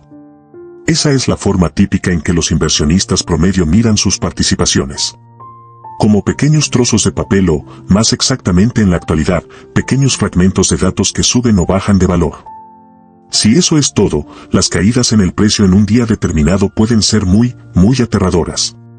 Pero hay una forma mejor, más precisa y más rentable. Tómese unos minutos para entender lo que realmente posee. A 56 pesos por acción o a 52 pesos por acción, aún posee las mismas 186. 3.238.308 acciones de PSACs. Eso, a su vez, significa que posee una parte de prácticamente todas las empresas que cotizan en bolsa en los Estados Unidos, aproximadamente 3.700 la última vez que lo comprobé. Una vez que realmente comprenda esto, comenzará a darse cuenta de que, al ser propietario de PSACs, está vinculando su futuro financiero al mismo grupo grande y diverso de empresas con sede en el país más poderoso, rico e influyente del planeta. Estas empresas están llenas de personas trabajadoras enfocadas en prosperar en el mundo cambiante que les rodea y en lidiar con todas las incertidumbres que puede crear. Algunas de estas empresas quebrarán, perdiendo el 100% de su valor. En realidad, ni siquiera tienen que fallar y perder todo su valor para caer del índice. Simplemente caer por debajo de un cierto tamaño o lo que se llama capitalización de mercado será suficiente. A medida que desaparecen, son reemplazadas por otras empresas más nuevas y vitales. Algunos tendrán un éxito espectacular, con un crecimiento del 200%, 300%, 1000%, 10,000% o más. No hay límite al alza. A medida que algunas estrellas se desvanecen, siempre surgen otras nuevas. Esto es lo que hace que el índice, y por extensión PSACs, sea lo que me gusta llamar autolimpieza. Si tuviera que buscar la seguridad absoluta, algo muy diferente al viaje suave que la mayoría de los errores por seguridad, mantendría el 100% en PSACs y gastaría solo el 2% de dividendo que genera. Nunca nada es completamente seguro, pero no puedo pensar en una apuesta más segura que esta. Vivimos en un mundo complejo y la herramienta más útil y poderosa para navegarlo es el dinero. Es fundamental aprender a usarlo. Y eso comienza con aprender a pensar en ello. Nunca es demasiado tarde. Y que alguien envíe al señor Tyson una copia de este libro. Tampoco es demasiado tarde para él. Capítulo 5. Invertir en un mercado alcista o bajista, agitado. A partir de enero de 2015, el S&P 500 se situó en 2059, muy por encima de su mínimo de marzo de 2009, alrededor de 677. Esta es la definición misma de un mercado alcista furioso. Ya sea que esté considerando invertir una nueva porción de efectivo que se le ha presentado, o pensando en vender y quedarse al margen por un tiempo, son momentos como estos los que ponen a prueba sus principios y creencias fundamentales de inversión. Aquí hay algunos de los míos. Simplemente no es posible cronometrar el mercado, independientemente de todos los gurús altamente acreditados en CNBC y similares que afirman que pueden hacerlo. El mercado es la herramienta de creación de riqueza más poderosa de todos los tiempos. El mercado siempre sube y siempre es un viaje salvaje y rocoso en el camino. Dado que no podemos predecir estos cambios, debemos endurecernos mentalmente y superarlos. Quiero que mi dinero trabaje lo más duro posible, lo antes posible. Para los inversores novatos, es muy difícil no mirar los cambios anteriores del mercado y pensar, ojalá. Si tan solo hubiera vendido cuando estaba arriba. Si tan solo hubiera comprado cuando estaba abajo. Pero desear no hace esto posible. Desde que lancé www.coins.com en 2011, el mercado ha estado en una de sus grandes corridas alcistas, luego de una de sus grandes caídas bajistas. Con bastante regularidad, recibo preguntas e inquietudes como ¿estás? ¿Es ahora un buen momento para invertir, justo antes de una posible caída del mercado de valores? Mucha gente parece pensar que una caída del mercado de valores está a la vuelta de la esquina. Me temo que estoy entrando en el momento equivocado. Me temo que estoy invirtiendo justo antes de que se desplome la bolsa. Mi miedo me había detenido durante meses, pero siento que porque me estoy resistiendo, estoy perdiendo. Solo quiero tener un buen comienzo, no uno malo. Tal vez debería esperar hasta después del accidente para no perder una gran cantidad de dinero. ¿Debería esperar hasta después de un accidente para poder aprovechar al máximo mi dinero? Tengo tanto miedo ya que soy tan nuevo en esto. Si el mercado se sumergiera en uno de sus ciclos bajistas periódicos, estas preguntas y la psicología serían muy parecidas. ¿Debería esperar hasta que el mercado haya tocado fondo y luego invertir? Se trata de miedo y codicia, las dos emociones principales que impulsan a los inversores. El miedo es perfectamente comprensible. Nadie quiere perder dinero. Pero hasta que lo domines, ese miedo será mortal para tu riqueza. Te impedirá invertir. Una vez que haya invertido, hará que huya presa del pánico hacia las salidas cada vez que el mercado caiga. Y caer, repetidamente en su implacable marcha hacia arriba, lo hará. La maldición del miedo es que te hará entrar en pánico y vender cuando deberías estar esperando. El mercado es volátil. Los bloqueos, retrocesos y correcciones son absolutamente normales. Ninguno de ellos es el fin del mundo, y ninguno es siquiera el fin del implacable ascenso del mercado. Son todas y cada una, partes esperadas del proceso. Inevitablemente, como veremos en la parte 2, se avecina una gran caída del mercado, y otra después. A lo largo de las décadas en las que invertirá, también se producirán innumerables correcciones y retrocesos más pequeños. Aprender a vivir con esta realidad es fundamental para invertir con éxito a largo plazo.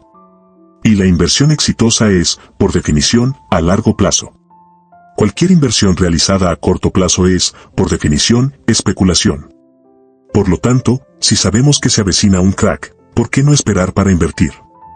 O, si está invertido actualmente, ¿por qué no vender, esperar hasta la caída y luego volver a entrar? La respuesta es simplemente porque no sabemos cuándo ocurrirá o terminará el accidente. Nadie lo hace. ¿No me crees? ¿Crees que puedes? Ponte a prueba aquí, http://qz.com/487013. Es posible que haya escuchado que mucha gente piensa que una caída del mercado de valores está a la vuelta de la esquina. Eso es ciertamente cierto, pero también hay mucha gente que dice que estamos apenas al comienzo de este auge y que nunca volveremos a ver el S&P tan bajo. Todos los días, expertos altamente acreditados predicen una caída del mercado. Al mismo tiempo, expertos igualmente acreditados predicen un auge. Quien tiene razón, me gana. Ambos están prediciendo el futuro y nadie puede hacerlo de manera confiable. Entonces, ¿por qué todas las predicciones? Simplemente porque los auges y caídas son emocionantes. Hazlo bien y tu reputación en Wall Street/televisión estará hecha. Predecirlos equivale a calificaciones, especialmente si las predicciones son extremas. Prediga que el Dow subirá a 25.000 o caerá a 5.000 y la gente se animará. Se puede ganar mucho dinero haciendo esto, para los gurús y los programas de televisión por cable de todos modos. Sin embargo, para los inversores serios, todo esto es un ruido inútil y que distrae. Peor aún, si le presta atención, es positivamente peligroso para su riqueza y tu cordura. El promedio industrial Dow Jones 1900-2012 crédito, www.stockcharts.com. La historia puede ayudar, pero solo en la más amplia de las escalas. Lo ves en el gráfico de arriba. El mercado de valores siempre sube. Hay poderosas razones por las cuales puedo decir, con casi absoluta certeza, que dentro de 20 años el mercado estará más alto de lo que está hoy. Incluso diría con un alto grado de confianza que dentro de 10 años también será mayor. 120 años de historia del mercado lo confirman. Sin embargo, esto no dice nada sobre lo que traerán los próximos días, semanas, meses o incluso años. Aquí está el problema. Simplemente no hay manera de saber dónde estamos en el tiempo. Echa otro vistazo a ese gráfico. ¿Podríamos estar en un momento similar a enero de 2000 cuando el mercado alcanzó su punto máximo y perdió casi la mitad de su valor? ¿O en julio de 2007 cuando hizo lo mismo? Claro, es fácil ver ese patrón en retrospectiva. ¿O podría ese patrón haber seguido su curso, y ahora nos encontramos en un periodo más parecido al momento en que el mercado pasó 1000 o 2000 o 3000 o 4000 o 5000?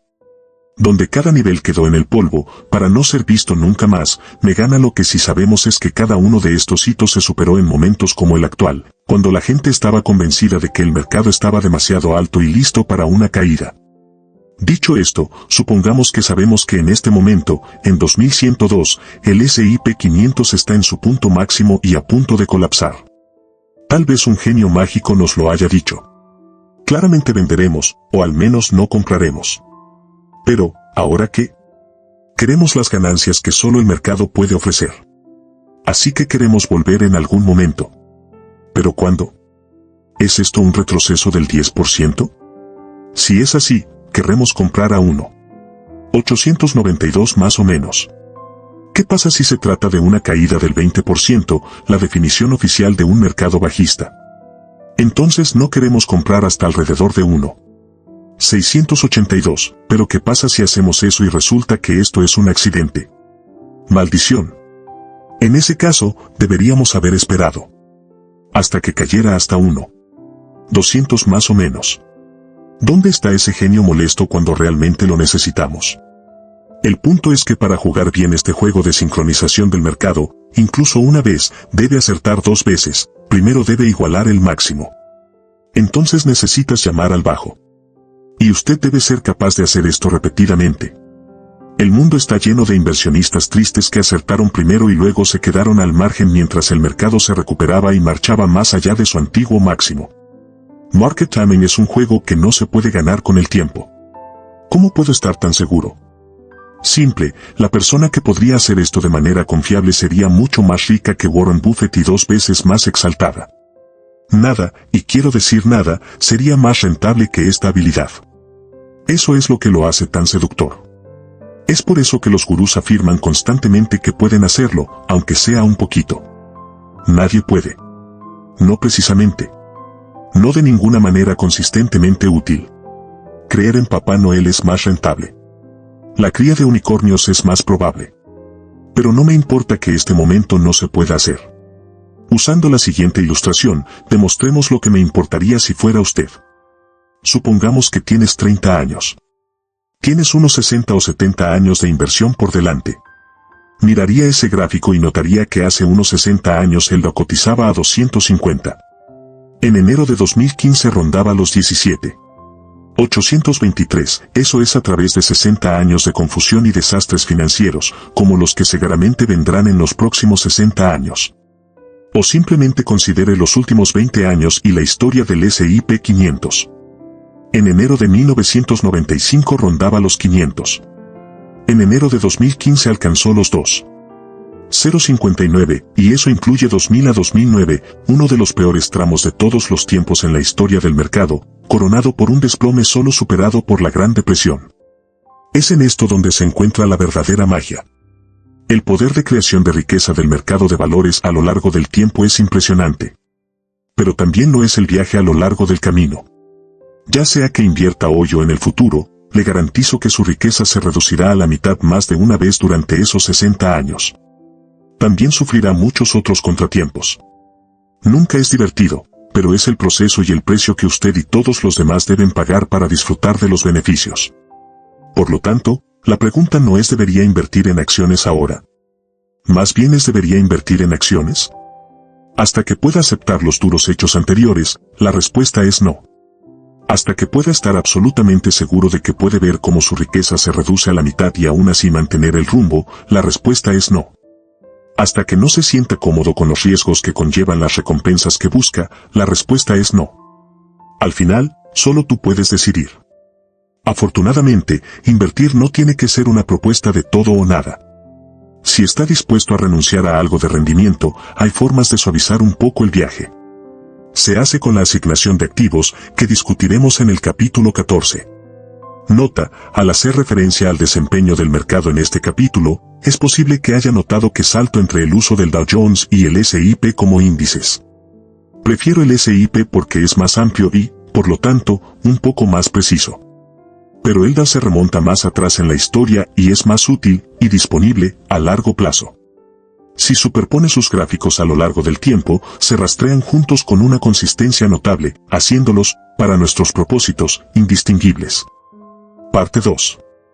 Cómo aprovechar la herramienta de creación de riqueza más poderosa del mundo. La sencillez es la nota clave de toda verdadera elegancia. Coco Chanel. Capítulo 6. Se avecina una gran caída del mercado, e incluso los economistas famosos no pueden salvarte. Un día, hace unos años, me encontré sintiéndome un poco irritable. Acababa de terminar un artículo en una revista de dinero popular y leer esta revista en particular es, en sí mismo, suficiente para ponerme irritable. Este artículo en particular presentó una entrevista con un famoso economista y profesor de finanzas en una universidad igualmente famosa y prestigiosa. Había fotos impresionantes del buen profesor luciendo serio e imponente. Para comenzar la parte 2 de nuestro viaje financiero juntos, les contaré algo de lo que dijo y por qué está equivocado. Es típico de la sabiduría común que encontrará fuera de este libro y al explorarlo juntos tocaremos algunos temas clave que examinaremos en detalle en capítulos posteriores. ¿Y esa gran caída del mercado que se avecina? No te preocupes. También te voy a decir por qué no importa. Primero, para ser justos con el famoso economista, no discuto la mayoría de sus ideas. Cuando lo hago, es posible que la buena gente de la revista no lo entendiera bien. Quizás simplemente no pusieron el énfasis correctamente. Tal vez algún día este economista y yo nos reiremos un poco mientras tomamos una taza de café al respecto. ¿O no? En la entrevista, el profesor sostiene que la teoría de larga data de los mercados eficientes, que dice que los precios de las acciones existentes incorporan y reflejan casi instantáneamente toda la información relevante, se está transformando en lo que él llama la hipótesis de los mercados adaptativos. La idea es que con las nuevas tecnologías comerciales, el mercado se ha vuelto más rápido y más volátil. Eso significa mayor riesgo. Bastante cierto y hasta ahora tan bueno. Pero continúa diciendo que esto significa que comprar y mantener la inversión ya no funciona. Luego, el entrevistador de la revista señala, y bien por él, que incluso durante la década perdida de la década de 2000, la estrategia de comprar y mantener de la inversión en acciones habría arrojado un 4%. El profesor responde, piense en cómo esa persona ganó el 4%. Perdió un 30%, experimentó un gran rebote, y así sucesivamente, y la tasa compuesta de rendimiento fue del 4%. Pero la mayoría de los inversores no esperaron a que se asentara el polvo. Después de la primera pérdida del 25%, probablemente redujeron sus participaciones y solo regresaron parcialmente después de que el mercado se recuperó un poco. Es el comportamiento humano. Sostén el maldito teléfono. Premisa correcta, conclusión incorrecta. Volveremos a esto en un momento. Revista, entonces, ¿qué opción tengo en su lugar? Profesor, estamos en un periodo incómodo de nuestra industria en el que no hemos desarrollado buenas alternativas. Su mejor apuesta es tener una variedad de fondos mutuos que tengan tarifas relativamente bajas y tratar de manejar la volatilidad dentro de un rango razonable. Debe estar diversificado no solo con acciones y bonos, sino en todo el espectro de oportunidades de inversión, acciones, bonos, divisas, materias primas, y a nivel nacional e internacional. Revista, ¿tiene el gobierno un papel en la prevención de estas crisis? Profesor, no es posible prevenir las crisis financieras. En los comentarios en línea del artículo, un lector llamado Patrick dio en el clavo. Entonces, los mercados son eficientes excepto cuando no lo son. Y comprar y mantener no funciona porque la mayoría de las personas no se adhieren a él en el momento equivocado. Está bien, sabiduría, pero ¿es esto una noticia? Estrella de oro, Patricio. Peor aún es la recomendación del profesor de tener toda la gama de oportunidades de inversión. ¿Esta es su solución para lidiar con el nuevo mundo inversor que implica su hipótesis de mercados adaptables? Parece extraño, ya que sostiene que comprar y mantener ya no funciona, para sugerir a los inversores que compren y mantengan casi todas las clases de activos imaginables. Aceptemos la premisa del profesor de que los mercados se han vuelto más volátiles y probablemente seguirán así. No estoy seguro de creerlo, pero está bien, él es el economista acreditado. También podemos estar de acuerdo en que el inversionista típico es propenso al pánico y a la mala toma de decisiones, especialmente cuando todos los gurús de las noticias por cable están haciendo cola en las repisas de las ventanas. Ciertamente estamos de acuerdo en que no es posible prevenir las crisis financieras. Más se dirigen hacia nosotros. Entonces, la pregunta que más importa es, ¿cómo podemos manejarlo mejor? El profesor, y muchos como él, dice, trata los síntomas. Por defecto recurre al engaño demasiado común de la asignación amplia de activos. Nos haría invertir en todo y esperar que un par de esos cachorros se recuperaran. Hacer esto correctamente requeriría una tonelada de trabajo. Necesitará comprender todas las diversas clases de activos, decidir qué porcentaje mantener de cada uno y elegir cómo poseerlos. Una vez que haya hecho eso, necesitará rastrearlos, reequilibrando según sea necesario. El resultado de todo este esfuerzo es garantizar un rendimiento por debajo de la media a lo largo del tiempo, al mismo tiempo que se ofrece la mínima esperanza de una mayor seguridad. Me acuerdo de la cita, aquellos que cambiarían libertad por seguridad no merecen ninguna de las dos. Yo digo, endurece a la Magdalena y cura tu mal comportamiento. Esto significa que debe reconocer la psicología contraproducente que causa malas decisiones de inversión, como las ventas de pánico, y corregirla usted mismo. Al hacerlo, sus inversiones serán mucho más simples y sus resultados mucho más sólidos. Para comenzar, debe comprender algunas cosas sobre el mercado de valores. 1. Se esperan caídas del mercado. Lo que pasó en 2008 no fue algo inédito. Ha sucedido antes y volverá a suceder. Y otra vez. En los 40 años impares que he estado invirtiendo hemos tenido la gran recesión de 1974 a 75. La inflación masiva de finales de la década de 1970 y principios de la de 1980. Levante la mano si recuerda los botones ganar, Web Inflation Now. Las tasas hipotecarias subían un 20%. Puede comprar bonos del tesoro a 10 años pagando un 15% o más. La ahora infame portada de Business Week de 1979, la muerte de las acciones que, como se vio después, marcó la llegada del mercado alcista más grande de todos los tiempos. El crash de 1987, incluido el lunes negro, la mayor caída en un día de la historia. Los corredores estaban literalmente en los alféizares de las ventanas y más de un par dieron el salto. La recesión de principios de los 90. La crisis tecnológica de finales de los 90. 9/11. Y esa pequeña disputa en 2008. 2. El mercado siempre se recupera. Siempre. Y, si algún día realmente no es así, ninguna inversión será segura y ninguna de estas cosas financieras importará de todos modos. En 1974, Elda cerró en 616. 4 a finales de 2014 eran 17. 823, 4 durante ese periodo de 40 años, enero de 1975, enero de 2015, creció, con dividendos reinvertidos, a una tasa anualizada del 11,9%. Uno si hubiera invertido $1,000, y simplemente lo hubiera dejado correr, habría crecido a 89 pesos, 7902 como amaneció el 2015. Un resultado impresionante a través de todos los desastres anteriores. Todo lo que habrías tenido que hacer era endurecerte y dejarlo correr. Tómate un momento y deja que eso se hunda.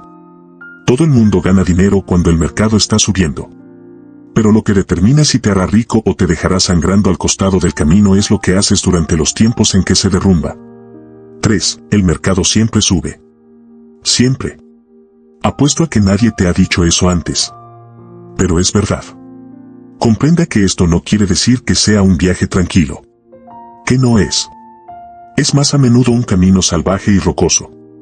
Pero siempre, y quiero decir siempre, sube. No todos los años. No todos los meses. No todas las semanas y ciertamente no todos los días. Pero tome un momento y mire de nuevo el gráfico del mercado de valores en el último capítulo. La tendencia es implacable, a través de un desastre tras otro, hacia arriba. 4. El mercado es la única clase de inversión con mejor rendimiento a lo largo del tiempo, sin excepción. 5. Los próximos 10, 20, 30, 40, 50 años tendrán tantos colapsos, recesiones y desastres como en el pasado. Como dice el buen profesor, no es posible prevenirlos. Cada vez que esto suceda, sus inversiones se verán afectadas. Cada vez será aterrador como el infierno. Cada vez que todos los tipos inteligentes gritarán, vende. Y cada vez solo aquellos pocos con suficiente valor mantendrán el rumbo y prosperarán. 6. Por eso hay que endurecerse, aprender a ignorar el ruido y capear el temporal, agregando aún más dinero a sus inversiones a medida que avanza. 7. Para ser lo suficientemente fuerte como para mantener el rumbo, debes saber que estas cosas malas se avecinan, no solo intelectualmente sino también a nivel emocional. Necesitas saber esto en el fondo de tus entrañas. Sucederán. Dolerán. Pero como las tormentas de nieve en invierno, nunca deberían ser una sorpresa. Y, a menos que entres en pánico, no importarán. 8. Se avecina una gran caída del mercado. Y habrá otro después de eso. Qué maravillosas oportunidades de compra serán.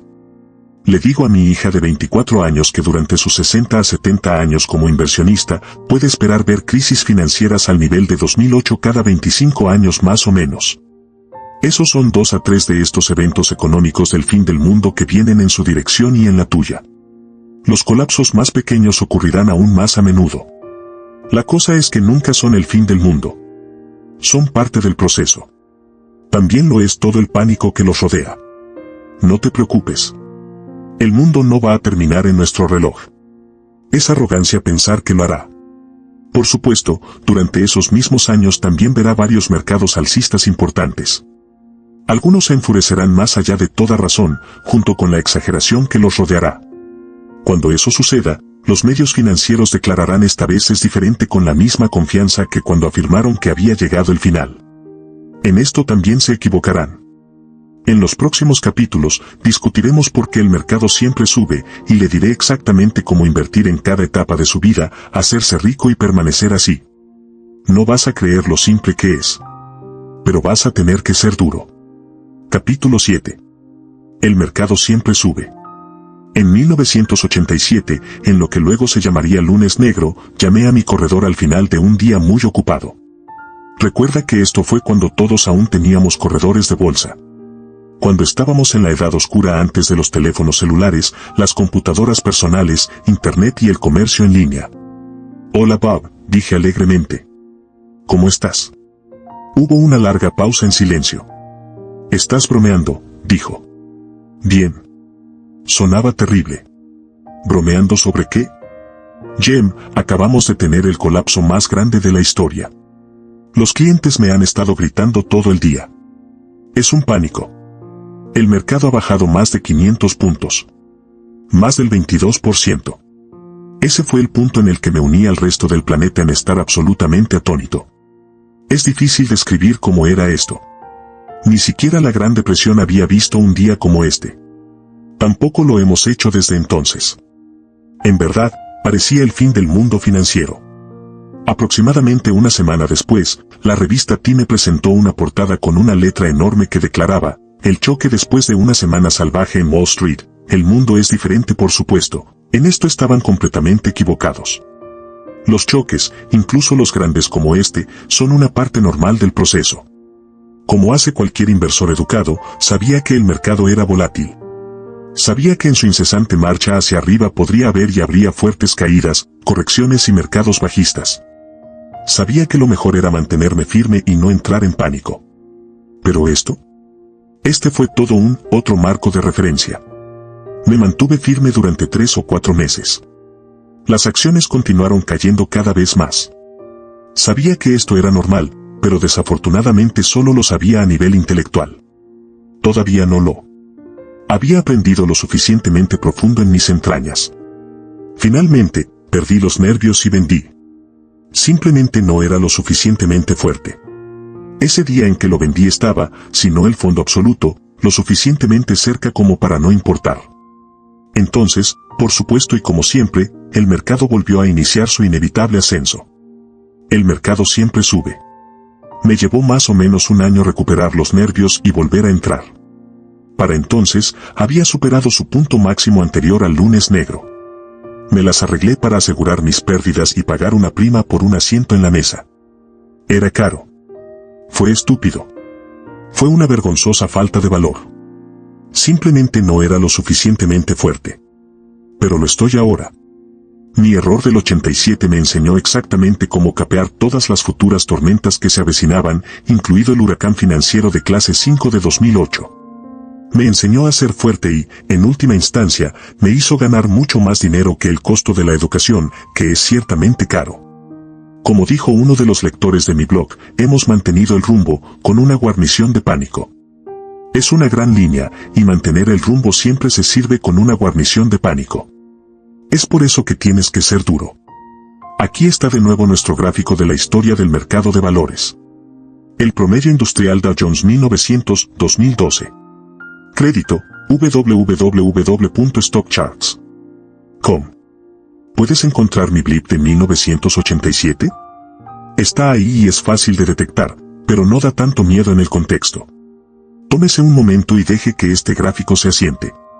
Debe notar tres cosas: a través de un desastre tras otro, el mercado siempre sube con el tiempo. Es un viaje salvaje en el camino. Hay un evento grande y feo. Primero hablemos de las buenas noticias. Abordaremos esos otros puntos más adelante. Para comprender por qué el mercado siempre sube, debemos observar un poco más de cerca cómo es realmente el mercado. Las empresas que cotizan en bolsa son empresas que emiten acciones que pueden ser compradas por individuos y organizaciones. Cuando compras acciones en una empresa, eres dueño de una parte de ese negocio. El mercado de valores está compuesto por todas las empresas que cotizan en bolsa. El gráfico anterior representa el DJIA, promedio industrial Dow Jones. Estamos considerando el DJIA porque es el único grupo de acciones creado como un indicador de todo el mercado de valores desde tan lejos. Allá por 1896, un tipo llamado Charles Dow seleccionó 12 acciones de las principales industrias estadounidenses para crear su índice. Hoy el DJIA está compuesto por 30 grandes empresas estadounidenses. Pero ahora dejemos el índice DJIA, que solo presenté por su larga perspectiva histórica, a un índice más útil y completo, el índice CRSP US Total Market. No dejes que ese nombre que suena tan técnico te asuste. Para nuestros propósitos aquí, todo lo que necesita comprender es que es un índice de prácticamente todas las empresas que cotizan en bolsa en los Estados Unidos. Más importante aún, es el índice que Vanguard utiliza actualmente para modelar su fondo de índice total del mercado de valores, SAX. Por diseño, son casi exactamente iguales. Dado que podemos invertir en SAX, en el futuro lo usaré como nuestro representante para el mercado de valores en general. La última vez que revisé, y esto variará, SAX tenía alrededor de 3.700 empresas. Esto significa que al ser dueño de SAX, usted es dueño de una parte de todos estos negocios. En 1976, John Bogle, el fundador de The Vanguard Group, lanzó el primer fondo indexado del mundo. Hizo un seguimiento del índice S&P 500, lo que permitió a los inversores poseer las 500 empresas más grandes de los Estados Unidos en un fondo de bajo costo. Instantáneamente se convirtió en la mejor herramienta para aprovechar la escalada incesante del mercado. Luego, en 1992, Vanguard creó el Total Stock Market Index Fund y los inversores podían poseer en este único fondo no solo las 500 empresas más grandes de Estados Unidos, sino prácticamente todo el mercado de valores de Estados Unidos. Ahora una nota rápida sobre algo que puede ser confuso. El Total Stock Market Index Fund de Vanguard viene en múltiples variedades, SAX, VTSMX, VTI y un par de otros. Hablaremos de por qué y cómo estos varían un poco más adelante. Pero lo que es importante entender ahora es que cada uno de ellos tiene exactamente la misma cartera creada con ese índice CRSP. Esencialmente, son lo mismo. Sachs es lo que se llama la versión Armor Shares. Es el que tengo personalmente y es por eso que lo estoy usando aquí. Así que ahora sabemos que es realmente el mercado de valores y podemos ver en el gráfico que siempre sube. Tomemos un momento para considerar, ¿cómo puede ser esto? Hay dos razones básicas. 1. El mercado se limpia a sí mismo. Eche un vistazo a las 30 acciones de DJIA. ¿Te importaría adivinar cuántos de los 12 originales todavía están en él? Solo uno. Energía General. De hecho, la mayoría de las 30 empresas actuales no existían cuando el señor lo elaboró originalmente su lista. La mayoría de los originales han ido y venido o se han transformado en algo nuevo. Este es un punto clave, el mercado no está estancado. Las empresas se desvanecen rutinariamente y son reemplazadas por sangre nueva. Lo mismo ocurre con Sachs. Posee casi todas las empresas que cotizan en bolsa en el mercado de valores de Estados Unidos. Ahora, imagine las 3.700 de estas empresas a lo largo de un gráfico de curva de campana clásico que describe el rendimiento anual de sus acciones. Gráfico de curva de campana genérico. Los pocos a la izquierda serán los de peor desempeño. Esos pocos a la derecha, los mejores. Todos los que están en medio están en varios puntos de desempeño. ¿Cuál es el peor rendimiento posible que puede ofrecer una mala acción? Puede perder el 100% de su valor y hacer que el precio de sus acciones caiga a cero. Luego, por supuesto, desaparece para no volver a saber de él. Ahora consideremos el lado derecho de la curva. ¿Cuál es el mejor rendimiento que puede ofrecer una acción? ¿100% de retorno? Ciertamente eso es posible.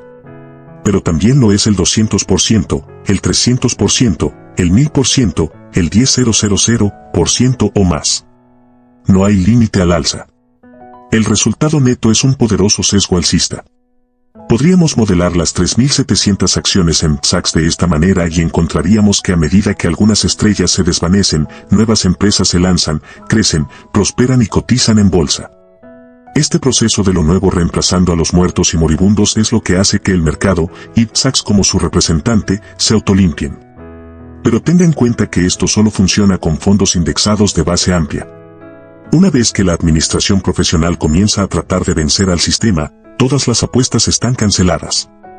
Pueden, y la mayoría de las veces lo hacen, empeorar las cosas y siempre cobran más tarifas para hacerlo. Hablaremos un poco más sobre esto en un capítulo posterior. 2. Ser propietario de acciones es ser propietario de una parte de empresas vivas, dinámicas y que respiran, cada una de las cuales se esfuerza por tener éxito. Para apreciar por qué el mercado de valores sube implacablemente, se requiere una comprensión de lo que realmente poseemos con Sachs.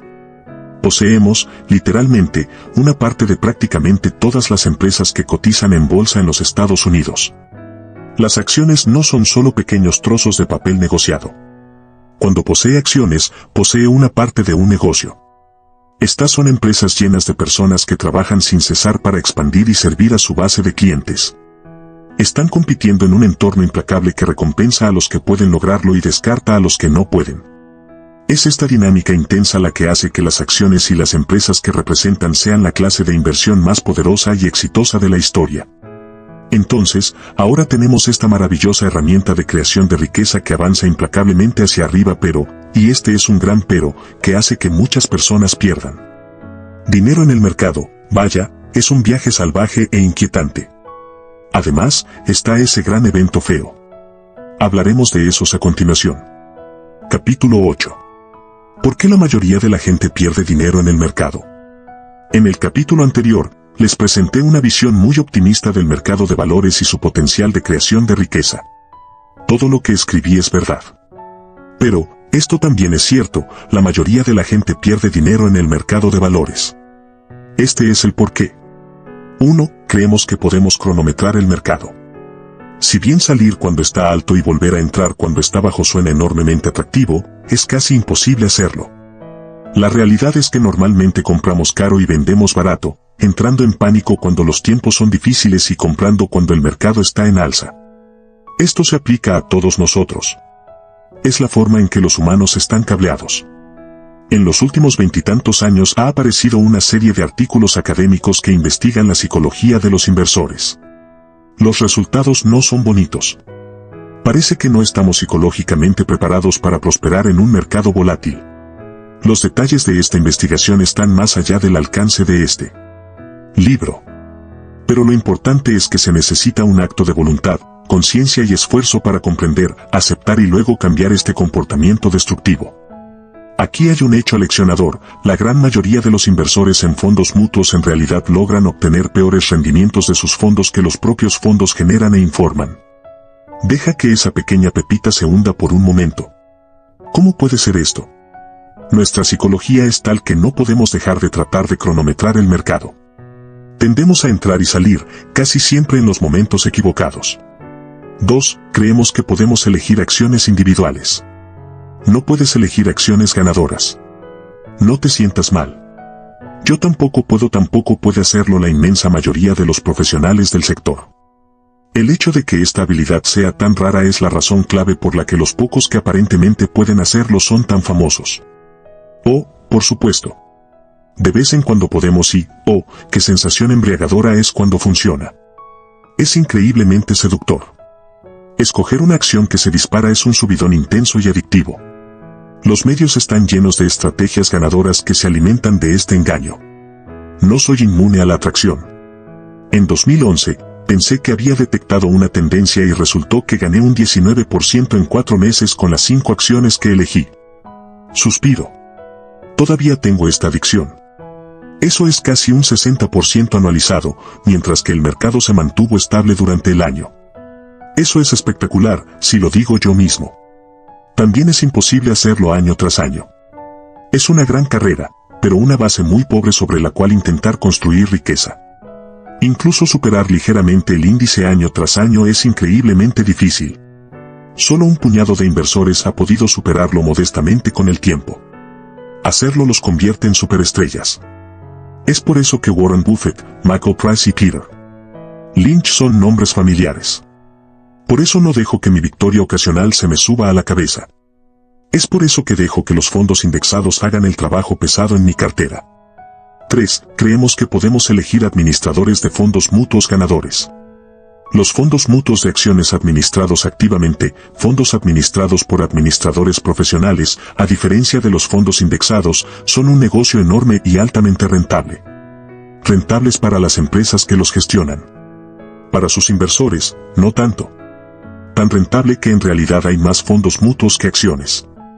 Según el US News and World Report, a partir de 2013, había alrededor de 4.600 fondos mutuos de capital, acciones, que operaban en los Estados Unidos. Recuerde que solo hay alrededor de 3.700 acciones que cotizan en bolsa en los Estados Unidos. ¿Lo leyó correctamente? Sí, yo también estoy asombrado.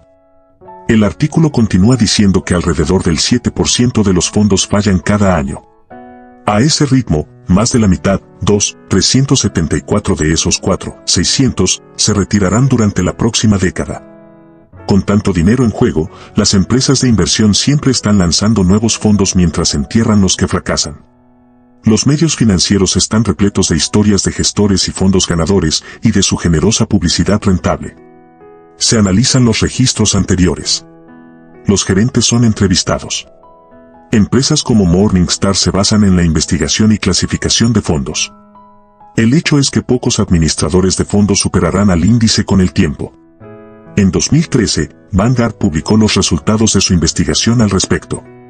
A partir de 1998, analizaron todos los 540 fondos de capital gestionados activamente que existían en ese momento. Durante los siguientes 15 años, solo sobrevivió el 55% de estos fondos y solo el 18% logró sobrevivir y superar el índice. El 82% no logró superar el índice no administrado. Pero el 100% de ellos cobró a sus clientes tarifas altas para intentarlo. Si bien podemos ver claramente aquellos que tuvieron éxito ahora, no se puede predecir qué fondos estarán en ese 18% enrarecido en el futuro. Cada prospecto de fondo lleva esta frase: los resultados pasados no son garantía de rendimiento futuro. Es la frase más ignorada de todo el documento. También es el más preciso. Otros estudios académicos sugieren que cuando se analizan periodos de tiempo más largos, incluso una tasa de rendimiento superior al 18% es tremendamente optimista. En la edición de febrero de 2010 de The Journal of Finance, los profesores Lauren Parras, Olivia Scaler y Ross Wormers presentaron su estudio de 2076 fondos de acciones estadounidenses administrados activamente durante los 30 años desde 1976 hasta 2006. ¿Su conclusión? Solo el 0,6% mostró alguna habilidad para superar el índice o, como lo expresaron los investigadores, el resultado fue estadísticamente indistinguible de cero. No están solos. Brad Barber de UC Davis y Terrence Odin de UC Berkeley encontraron que solo alrededor del 1% de los comerciantes activos superan al mercado y que cuanto más frecuentemente negocian, peor lo hacen. Con este historial terrible, es posible que se pregunte cómo es que tantas compañías de fondos publican anuncios que afirman que la mayoría, si no todos, de sus fondos han superado al mercado.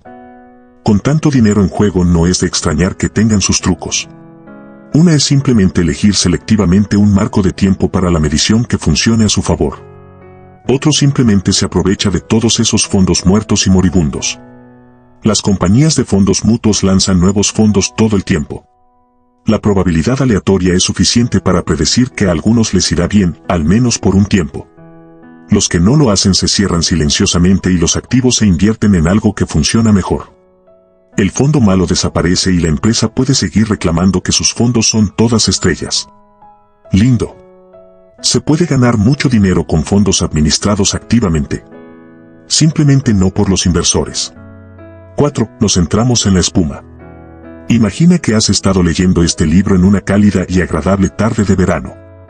Muy merecedor de una recompensa, abres una botella de tu cerveza favorita y la viertes en un buen vaso frío.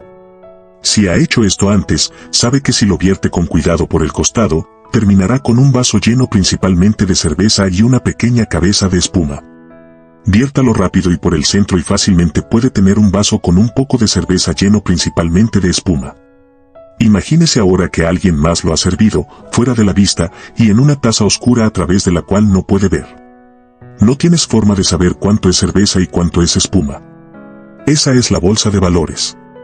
Mira, el mercado de valores es realmente dos cosas relacionadas pero muy diferentes, es la cerveza, los negocios operativos reales de los cuales podemos poseer una parte. Es la espuma, los pedazos de papel negociados que suben y bajan furiosamente de precio de momento a momento. Este es el mercado de CNBC. Este es el mercado del informe diario del mercado de valores. Este es el mercado del que habla la gente cuando compara Wall Street con Las Vegas. Este es el mercado de la volatilidad diaria, semanal, mensual y anual que lleva al inversionista promedio por la ventana y hacia la repisa. Este es el mercado que, si eres inteligente y quieres acumular riqueza con el tiempo, ignorarás por completo. Cuando observa el precio diario de una acción determinada, es muy difícil saber cuánto es espuma. Esta es la razón por la que el valor de una empresa puede caer en picado un día y dispararse al día siguiente. Esta es la razón por la que CNBC presenta de forma rutinaria a expertos, cada uno con credenciales impresionantes, que predicen con confianza hacia dónde se dirige el mercado a continuación, mientras se contradicen constantemente. Son todos esos comerciantes que compiten para adivinar cuánta cerveza y cuánta espuma hay realmente en el vaso en un momento determinado. Si bien esto lo convierte en un gran drama y televisión, para nuestros propósitos solo importa la cerveza. Es la cerveza que es el verdadero dinero operativo que genera negocios subyacentes, debajo de toda esa espuma y espuma, que con el tiempo impulsa el mercado cada vez más alto. Entienda también que lo que los medios quieren de estos comentaristas es drama. Nadie se va a quedar pegado al televisor mientras una persona racional habla de inversiones a largo plazo. Pero haz que alguien te prometa que el Dow llegará a 20,000 para fin de año o, mejor aún, que está a punto de caer al abismo, y hermano, tienes índices de audiencia. Pero todo es tanta espuma, pelusa y ruido. No nos importa. Estamos en esto por la cerveza. Capítulo 9. El gran evento feo. Hasta ahora hemos visto que el mercado de valores es una maravillosa herramienta de creación de riqueza que se mueve incesantemente hacia arriba. El Total Stock Market Index Fund de Vanguard, Sachs, es la única herramienta que necesitamos para acceder a él. Pero también hemos visto que es extremadamente volátil, falla de forma rutinaria y la mayoría de la gente pierde dinero debido a sus tendencias psicológicas. Aún así, si nos endurecemos, capeamos las turbulencias y mostramos un poco de humildad con respecto a nuestra perspicacia para invertir, este es el camino más seguro hacia la riqueza. Excepto el promedio industrial Dow Jones 1900-2012 crédito, www.stockcharts.com. Allí, en 1929, es el gran evento feo. La madre de todos los desplomes bursátiles y el comienzo de la Gran Depresión. Durante un periodo de 2 años, las acciones cayeron de 391 a 41, perdiendo el 90% de su valor en el camino. Si hubiera tenido la mala suerte de haber invertido en la cima, su cartera no se habría recuperado por completo hasta mediados de la década de 1950, 26 años después. ¡Ay! Eso es suficiente para probar al inversor más duro. Si hubiera estado comprando acciones con margen, es decir, con dinero prestado de su corredor, como era muy común en ese momento, habría sido eliminado por completo. Muchos especuladores lo eran. Las fortunas se perdieron de la noche a la mañana. Nunca compre acciones con margen. Entonces, ¿lo que hay que hacer? La posibilidad de otro Big Ugly Event abre un agujero lo suficientemente grande en esta idea de endurecerse y capear las tormentas como para hacerla inútil. La respuesta a eso tiene todo que ver con su tolerancia al riesgo y su deseo de generar riqueza. Hay formas de mitigar el riesgo y hablaremos de ellas más adelante. Por ahora, demos un paso atrás y consideremos algunos puntos clave con respecto a The Big Ugly. 1. Habría sido necesario que un inversor con una mala suerte excepcional soportara todo el peso de la caída. Habría tenido que comprar toda su cartera precisamente en el pico de 1929. Supongamos que, en cambio, hubiera invertido en 1926 a 27. Mirando nuestro gráfico, esto es aproximadamente a la mitad de la subida a la cima. Muchas personas estaban ingresando al mercado en estos años. Ciertamente, estaban destinados a perder todas sus ganancias y, sin embargo, 10 años después, si hubieran aguantado, volverían a estar en territorio positivo. Aunque se venía otro tramo accidentado. Supongamos que hubiera comprado en el pico anterior en 1920. Habría recibido un golpe inmediato y se habría recuperado 5 años después. Desde el colapso del 29 estarías de regreso incluso en 1936. 7 años. El punto es que cualquier comienzo dado habría arrojado un resultado diferente y no tan severo como la pérdida del 90%. Ampliamente citada, de punta a punta. 2. Suponga que acaba de salir de la escuela y comenzó su carrera en 1929. Suponiendo que se encontrara en el 75% afortunado que mantuvo sus trabajos, habría tenido décadas de oportunidades para comprar acciones a precios de ganga. Irónicamente, una caída al comienzo de su vida como inversor es un regalo. De hecho, cualquier retroceso en los precios de las acciones es un regalo mientras está en el proceso de acumular su riqueza. Le permite comprar más acciones por sus dólares, a la venta si lo desea. 3. Supón que en 1929 te jubilaste con $1.000.000. Para 1932, su cartera ha bajado un 90%, a 100 pesos, 000. Un golpe terrible sin duda. Pero recuerde, la depresión fue un evento deflacionario. Eso significa que los precios de los bienes y servicios cayeron drásticamente, junto con los de las acciones. Y eso significa que sus 100 pesos, 000, aunque ya no eran $1.000.000, ahora tenían mucho más poder adquisitivo que la misma cantidad antes del colapso. Además, estaba a punto de crecer bastante bruscamente desde este punto bajo. 4. El evento Big Ugly ha ocurrido solo una vez en los últimos 115 años. En realidad, más tiempo, pero así es como se remontan nuestros datos de JIA. No hemos tenido otro en 86 años. Algunos incluso argumentan que con los controles implementados desde 1929 es poco probable que volvamos a hacerlo. Si bien no podemos estar seguros de eso, sabemos que estos son eventos extremadamente raros. 5. En 2008 llegamos justo al borde del abismo. Creo que más cerca de lo que la mayoría de la gente aprecia plenamente.